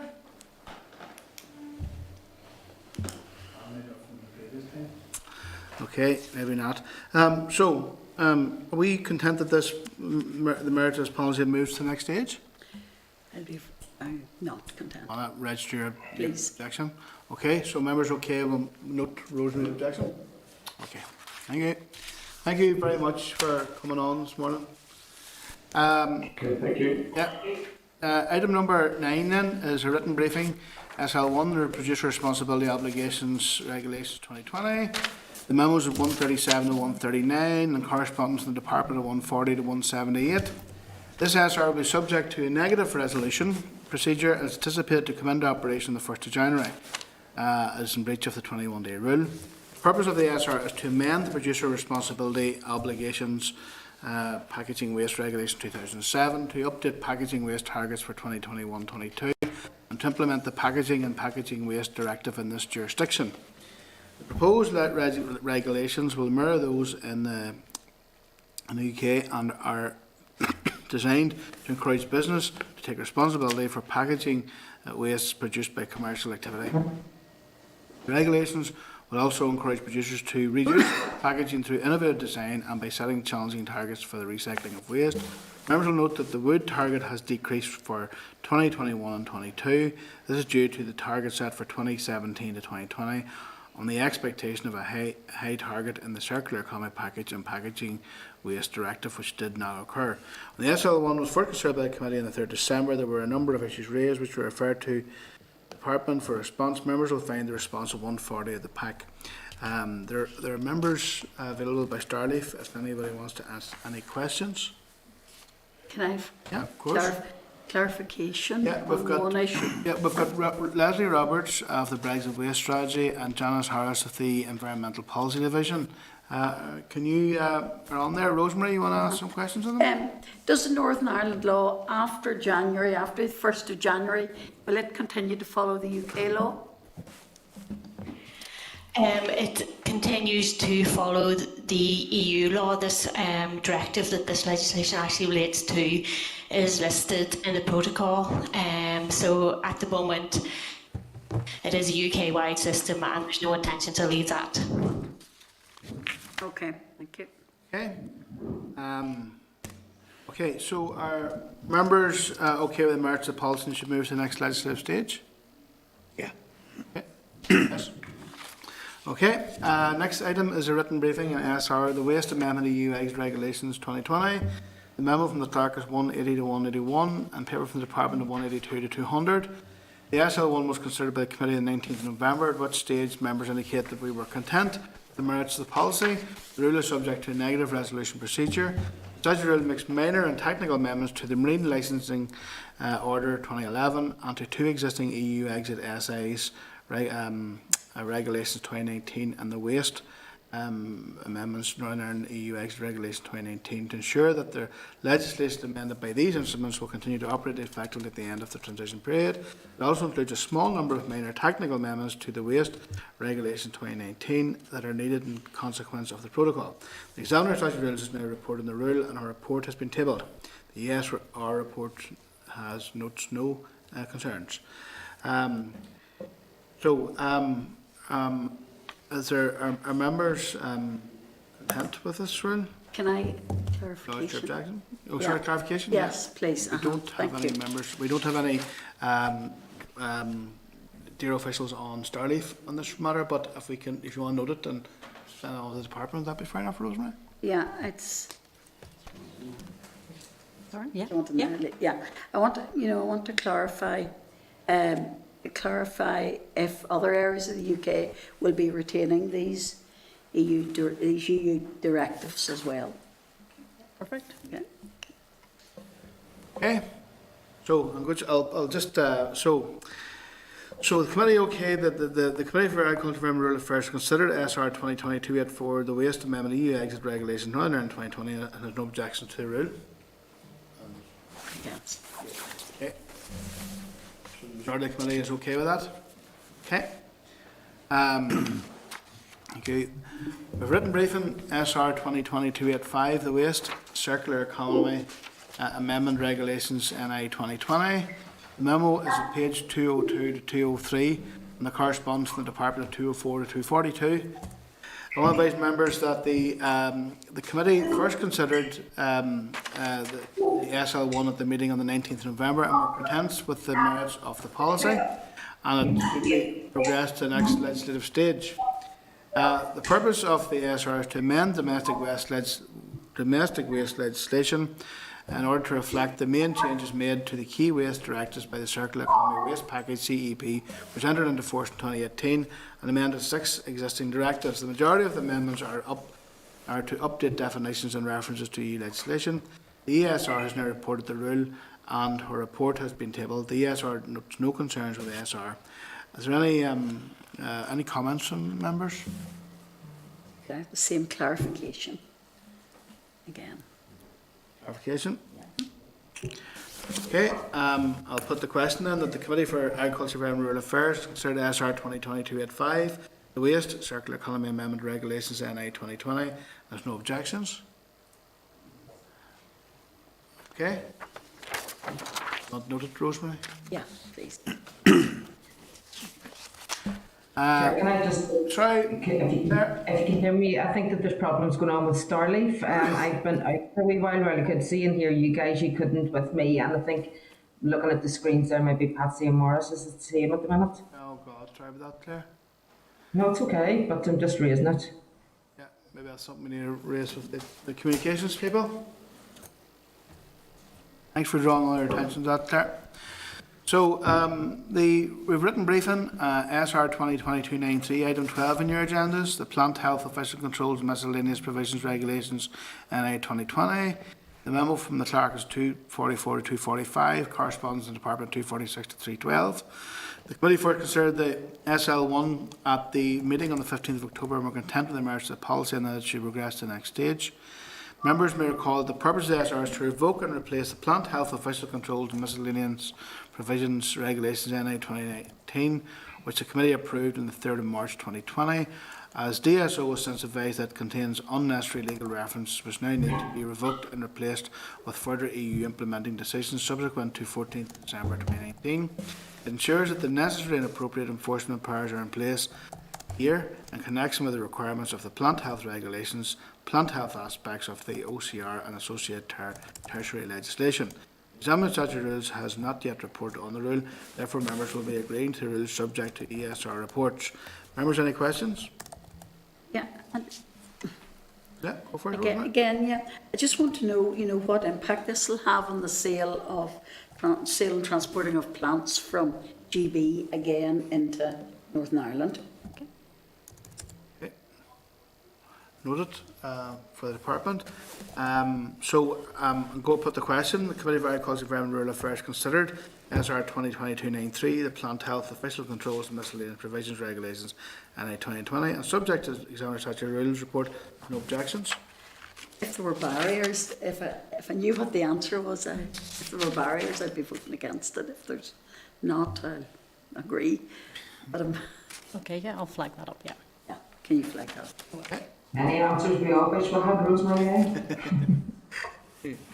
So, some of us predicted it 4 years ago.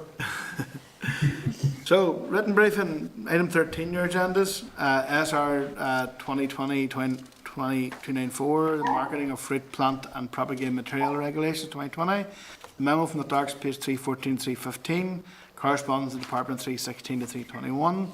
My vice member, the committee first considered the SL1 at the meeting on the 15th of October. We're content with the merits of the policy and that it should move to the next legislative stage. My vice members, the purpose of the SR is to amend the marketing of fruit, plant and propagating material regulations 2017 to implement Commission Implementing Directive EU 2019-1813, which amends Directive 2014-96 EU with regard to colour and content of a supplier's document.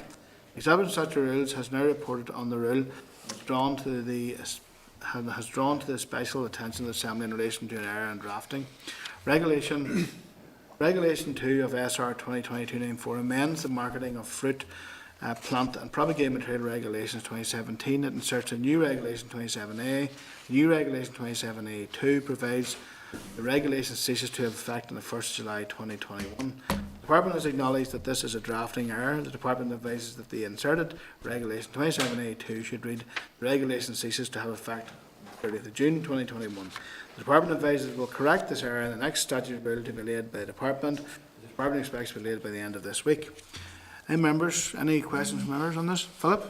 Chair, just a point, because I meant to raise it in the last one, but it's saying in our briefing here and all of these, when the SL came to the committee and that the committee had no concerns or were content with the merits of the policy and it should move on. I mean, I'm just wondering, because I thought in a lot of these SLs we were actually just noting them rather than stating we were content. I don't know if it was what we specifically said with regard to that, but I mean, I note that we as a committee had a kind of a policy when a lot of these SLs, we didn't actually say we were content, we noted. I'll just clarify there, that was in relation to the statutory instruments that you were noting.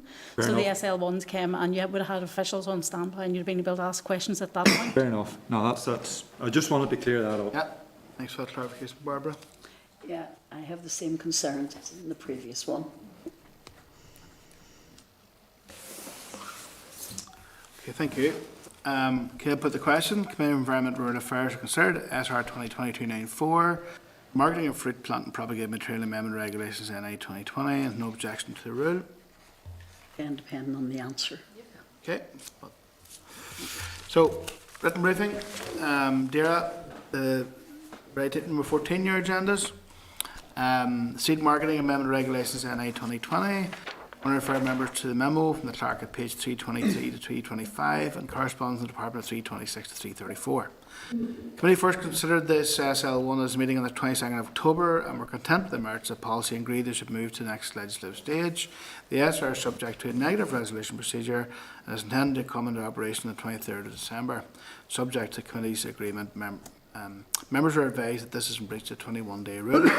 The examiner of statutory rules contacted the department after having scrutinised the SR, as she had noted that the coming into operation date in Regulation 1 had not been completed properly.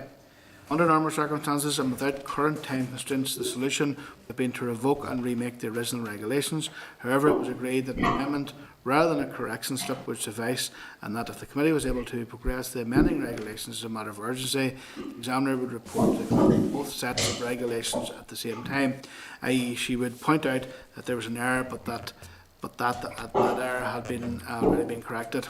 That would enable the examiner to report on a fully functional rule book. Given the regulations have no policy implications, the urgency of the situation, in fact the committee had already considered the original regulations in full. It was assessed by the policy area that the amending regulations could proceed without an SL1, particularly the examiner's intention is to report to the committee on the original and amending regulations at the same time. However, the examiner's statutory rules has not yet reported on the rule, therefore members will be agreeing to the rule subject to the ESR report. Members, any questions in relation to this rule?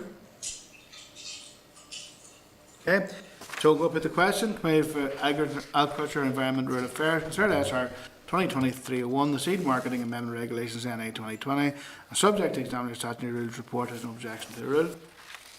Okay. Item 15 is the written briefing from DAERA, SR 2020-322, the Seed Marketing Regulations NA 2020. I want to refer to the correspondence of the department at pages 336 to 339, and the memo from the clerk at the previous agenda item also refers. I also advise members that this SR corrects an error in the previous regulations and does not implement any policy.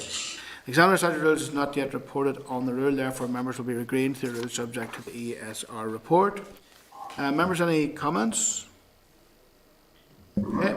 We'll put the question. The Committee for Agriculture, Environment and Rural Affairs considered SR 2023-22, the Seed Marketing Amendment Number 2 Regulations NA 2020. Subject to examiner's statutory rules report, there's no objection to the rule. Okay. Item 16 on your agenda item is the Seeds Variety List Regulations NA 2020. The memo from the clerk is page 341 to 343 and the corresponds to 344 to 380. Committee first considered this at our meeting on the 26th of November and noted that this SR will transpose Council Directive 2002-25 EC on Common Catalogue of Varieties of Agriculture Plant Species and Council Directive 202-55 EC on the marketing of vegetable as it relates to the listing of vegetable varieties. The committee agreed with the merits of policy that it should move to the next legislative stage. The main purpose of the SR is to create an NA variety list for agriculture plant varieties and vegetable varieties. The examiner's statutory rules is not yet reported on the rule, therefore members will be agreeing to the rule subject to the SR report. Members, any comments in relation to this SR?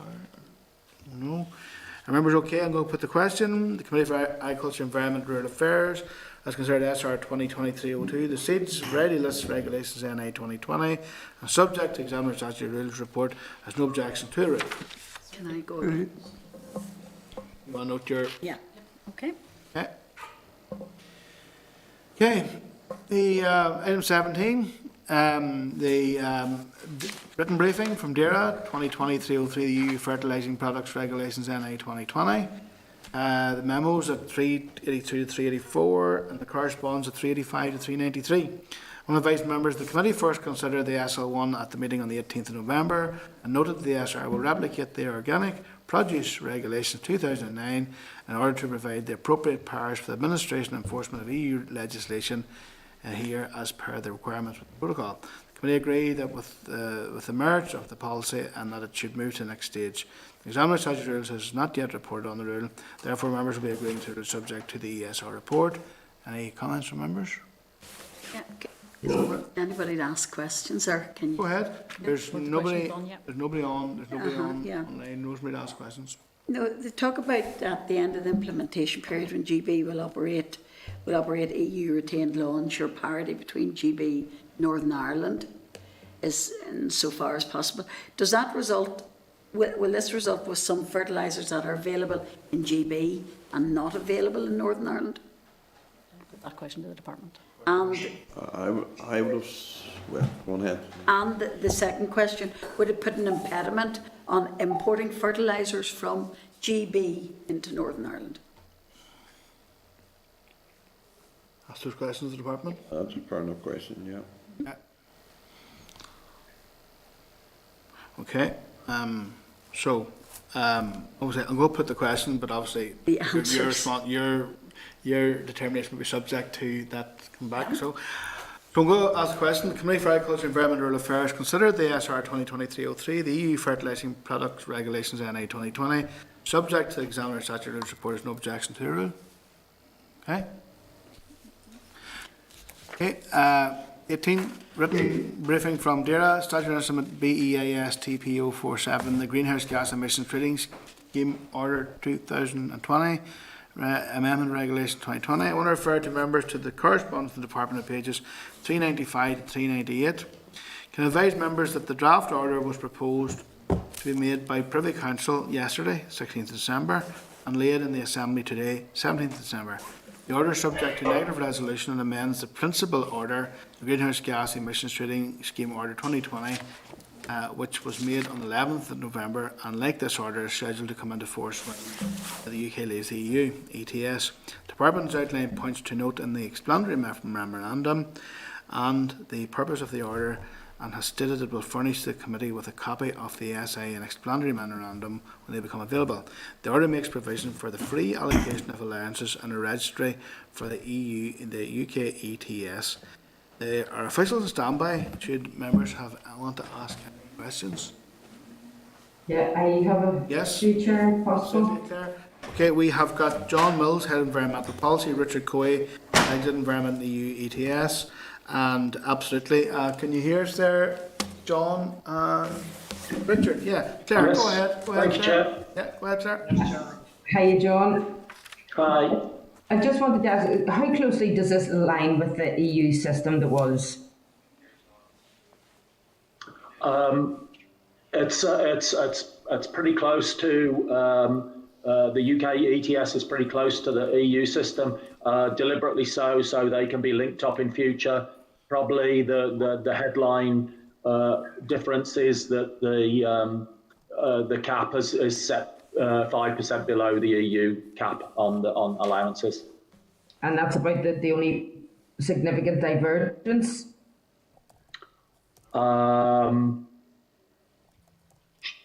Richard, can you think of anything else? Nothing else springs to my mind as a major divergence?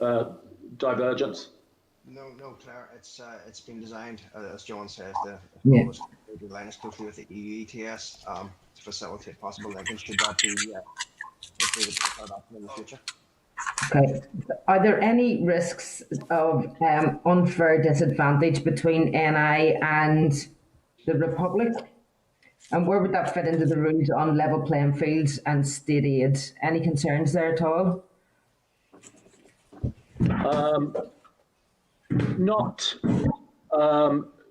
Wouldn't be too concerned initially because the free allowances are going to be which make a big difference to the costs that industry pay.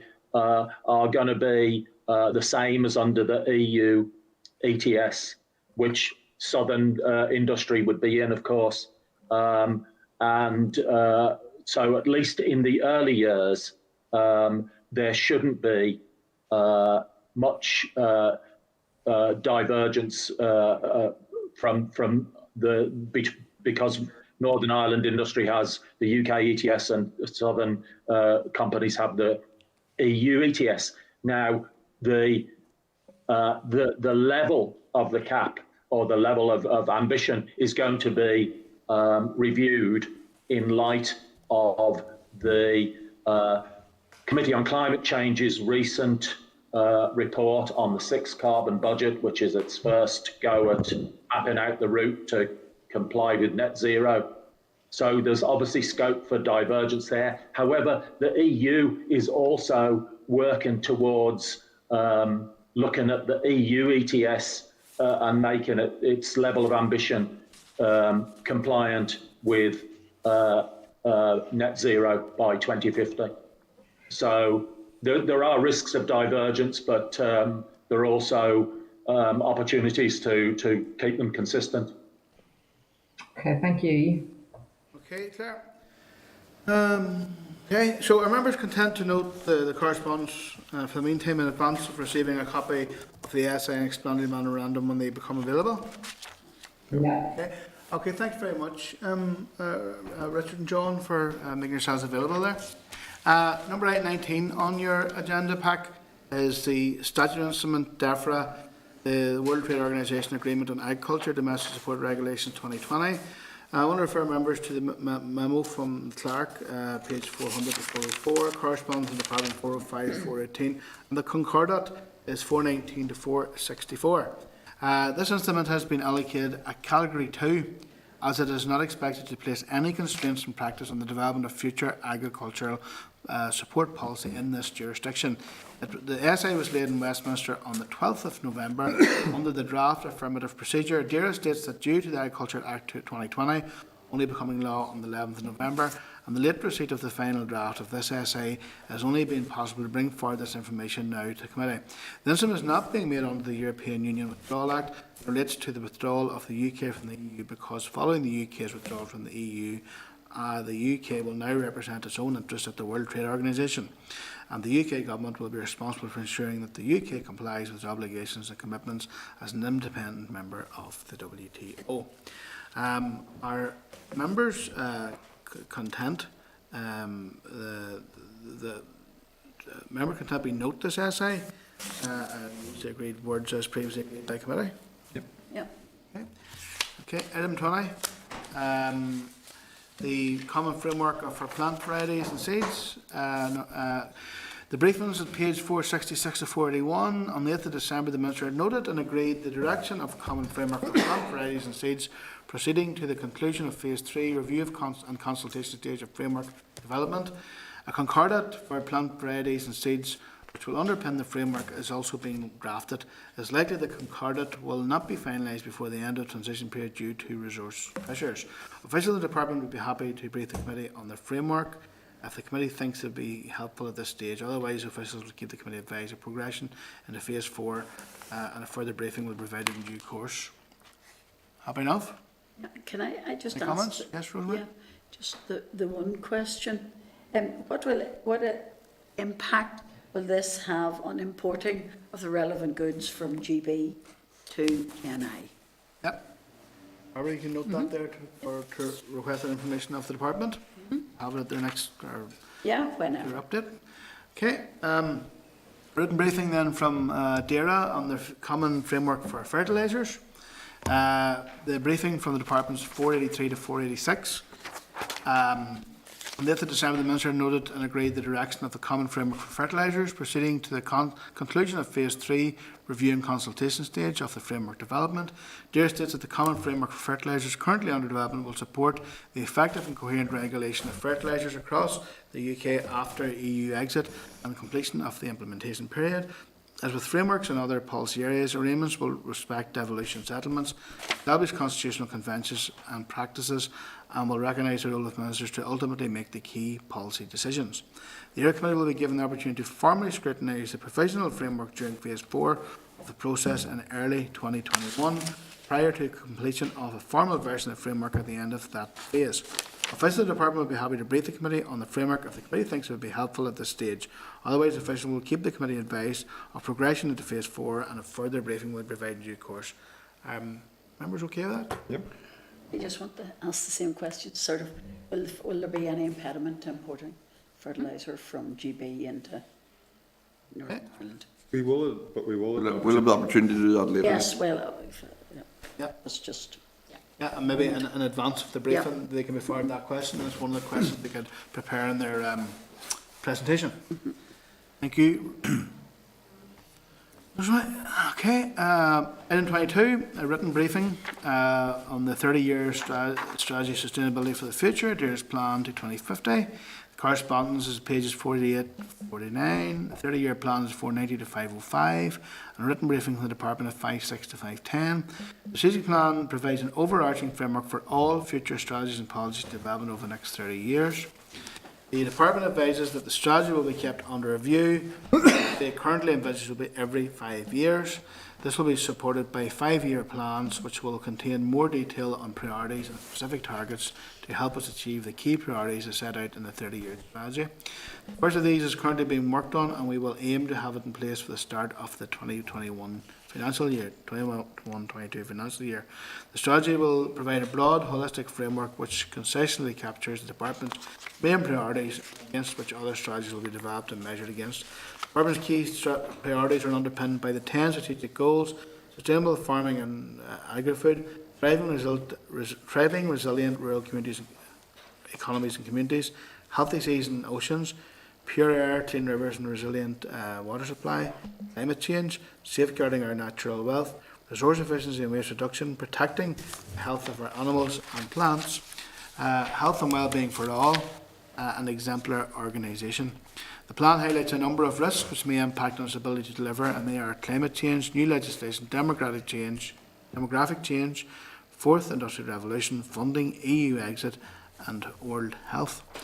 The Department is keen to engage the committee and consider our views and feedbacks prior to publication. If you have any comments you want to make, you can make them. Yes, John? Yeah, very briefly, Chair. I made it earlier. I'm happy enough to have conversations around these documents. It's not presented as a consultation response by a date or in detail, but it's for general views. Yeah. And my general view, I can't speak for others, would be that, as indicated previously, if we're going to do this, this needs to include other strategic plans, like, for example, work currently being formulated with regard to a Climate Change Act within the Department, because there are major environmental implications and policy implications from that. So, just to say to the Department, I guess, that we would expect to see, if members agree, some coordination between these strategies as they come forward. John? Sorry, Chair, just before you move off it, I mean, I agree with John, and it's saying here that we are very keen to engage with the committee and consider our views prior to publication. Is this their engagement with the committee, you know, giving us the document? Could request an oral briefing. I mean, I'd have thought if they're saying they're very keen to engage with the committee, the least they can do is engage with the committee. Yeah, I mean, saying the document isn't engaging, I don't think. Yeah, it was on the agenda for an oral briefing, Okay. but we didn't get the papers on time previously, so they've put it in now. But we can request an oral briefing on that. I think that would be useful. I think that would be very important. Like, you know, just, you know, there's a lot of this is overarching plan, like, so strategic of goals. I suppose one that just note there from is that some of the risks which have been identified which may impact the ability to deliver the plan, and it's quite right the risks that put out. But I do believe that the COVID is probably one of the risks as well. You know, and you know, if we can't, well, hopefully we will get to grips with it this year, but there will be a fallout from it, and you know, so I think that should be one of the risks that the Department should highlight as a possible inhibitor. And also, you know, like we're looking at sustainable, and just picking out like sustainable farming and agri-food. What measures of support will be there for the rural community and farmers? So I do think it's important that we do get that a proper consultation and discussion, briefing and discussion on it, because it's so overarching and so important. Okay, thanks for that, John. Philip. Written briefing then. So on number 23 in your agenda, update on Finn's Law on the proposed public consultation. I want to refer members to the Correspondence Department pages 512 to 513. That Finn is a former police dog that was stabbed while on duty in England in 2016. It was determined that the likelihood of successfully prosecuting Finn's attacker was undermined because of the Welfare of Animals Act 2006 in operation in England. It enabled individuals to justify inflicting unnecessary suffering to an animal if they were acting in self-defence. As the dog's attacker claimed he was protecting himself during his arrest, prosecutors' only option to pursue charges for stabbing Finn under the Criminal Damages Act 1971. Legislation commonly referred to as Finn's Law was enacted in England and Wales in 2019 to close this loophole. Following a motion in the Assembly on this matter in February this year, the Minister signalled his intention to bring forward similar legislation to here. Since then, the Department has been developing a consultation document which will ask whether the public agrees that Finn's Law should be introduced here, giving increased protection to service as police and prison animals, and whether the public agrees with the level of penalties. Mr. Poots wrote to the Minister for Justice on the 24th of June this year, seeking her views on the introduction of Finn's Law. Mr. Long stated that she is supportive of the principle of offering additional protection to service animals in the commission of their duties. It is intended that a public consultation will be issued in early 2021. Once the consultation document is prepared, it will be forwarded to the committee for comment prior to publication. Introducing Finn laws here will require primary legislation. Here, officials continue to explore legislative availability. Do members have any particular comments in relation to this? Chair. All right. Yes. Just say, Chair, I look forward to seeing the consultation document early 21. Prior to publication, it's cruelty to any animal, whether service dog or whether it's just a pet, is wrong and does deserve prosecution. That's all, Chair. Thank you. Yep. Absolutely. Yep. Twice. Okay. Good. Item 24, written briefing, consultation response on the NI Animal Health and Welfare Strategic Framework. I want to refer to correspondence of the Department at pages 515 to 549 and a copy of the Strategic Framework 550 to 598. I want to advise members the Department has launched an 8-week consultation on the 6th of August 2019 on proposals for a framework. A subgroup of the AHWSF worked alongside officials in the development of the proposed framework. Similar strategic approaches are already in place in other jurisdictions. The proposed framework aims to provide an overarching and integrated approach to animal health and welfare programs and activities here. It is intended to provide a mechanism for monitoring and reporting on performance using the outcomes-based accountability model set out in the draft programme for government. Any outcomes framework is proposed that the framework should have a 10-year lifespan and adopt the following 5 animal and welfare outcomes. Keep our animals healthy and treat them well. We have a competitive, innovative livestock industry that contributes to our economic prosperity. We protect the public health and our food from animal-related disease. We take a sustainable approach to farming of animals that respects the environment. We have animal health and welfare safeguards that are widely recognised and trusted. The consultation exercise generated 36 responses from a range of stakeholders including farming representatives, bodies, industry, political parties, elected representatives, local government, animal charities, farms and veterinary practices. Overall, the proposals were very favourably received, the scope of the framework being the issue of concern. A number of respondents suggested that the draft framework appeared to relate primarily to farmed animals and did not adequately address companion animals and animal welfare.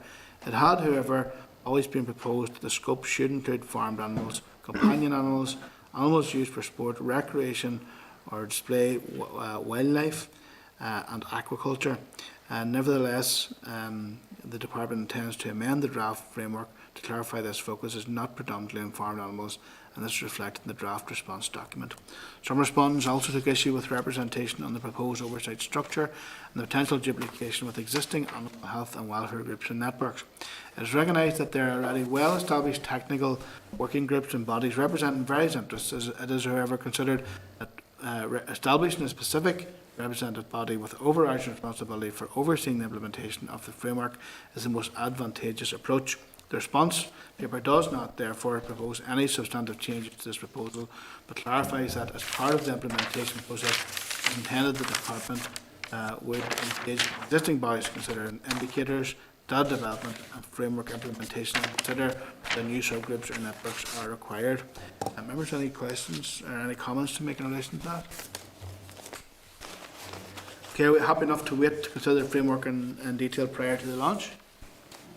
Okay. 25, written briefing, discussion document, environmental plans, principles and governance. I want to refer members to the correspondence in the department at page 600 to 630.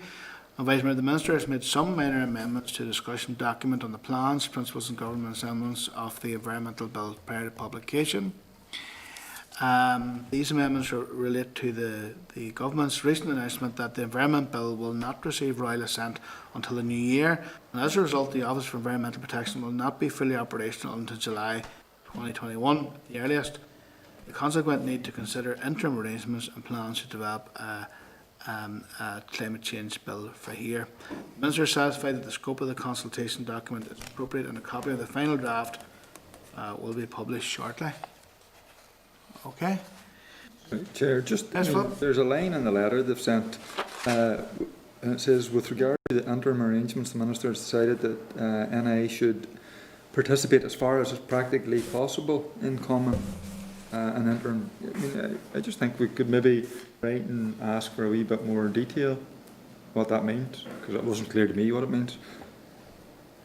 Yeah, should participate as far as practically possible in the common. Yeah. Good point. Okay, Barbara? Right. Okay, correspondence. Number 26, pages 639 to 960. Members consent to action on the correspondence outlined on the index at page 632 to 638. I want to refer members to a number of items of correspondence that has been tabled. Members consent to action on the correspondence outlined in the index page. Okay, item 27, the forward work programme, pages 962 to 975. Sorry, Chair, would it be helpful if I give a quick update on this now? On which one? Just on the forward work programme, would it be helpful? Oh yeah. That'd be helpful. Okay, so just to let you know then, the 14th of January we have the Mark Allen's doing a paper on agricultural policy development. Officials are back to brief us on how EU exit has went, as we will then have ended the transition period, so we're going to get an update on what things are happening there, and again we can bring in the priorities for 2021 there and ask for a briefing on that, including a written briefing, as we hadn't received one for this meeting. We also have the revised TB strategy, and as we've heard then going forward we have possibly a climate change bill coming. We can look at the 30-year plan, and looking to the week ahead after the 14th of January we have Ming Bog, and we also have then the common frameworks, which we had requested the department to give us information on, more detail on those, so we can decide what our priorities are. So that's just to give you an idea of what we can expect in the 2 weeks when we come back. As well as legislation as well. Thank you, Barbara. That was very helpful. So the forward work programme is for January to March, for January to the 25th of March, and there's still a number of uncertainties around various issues to be considered by the committee. The first meeting after recess is the 14th of January. So are we okay for that? Agree that forward work programme? Okay, item 28. Members of any other issues you want to raise? No. Okay, right. So the date and time of the next meeting is the next committee meeting of Agriculture and Environmental Affairs is on Thursday, the 14th of January 2021 at 10 a.m. in room 30, Harlan Buildings. I hope you all have a very safe and quiet, peaceful Christmas and Happy New Year. See you all back here in this room. Look to us. Committee Room 30. This is the Northern Ireland Assembly Committee Room 30.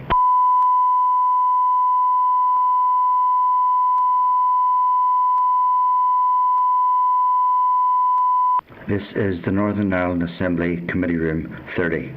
This is the Northern Ireland Assembly Committee Room 30.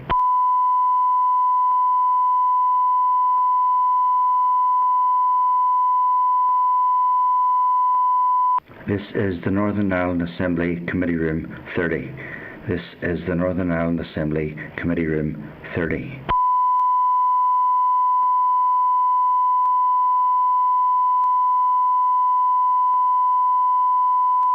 This is the Northern Ireland Assembly Committee Room 30. This is the Northern Ireland Assembly Committee Room 30.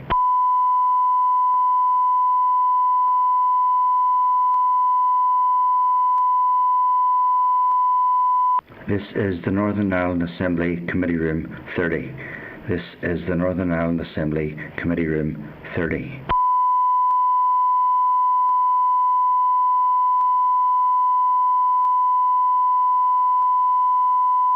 This is the Northern Ireland Assembly Committee Room 30. This is the Northern Ireland Assembly Committee Room 30.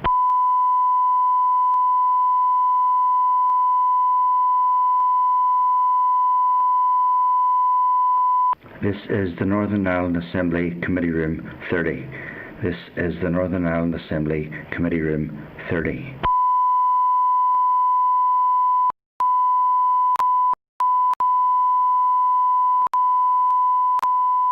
This is the Northern Ireland Assembly Committee Room 30. This is the Northern Ireland Assembly Committee Room 30.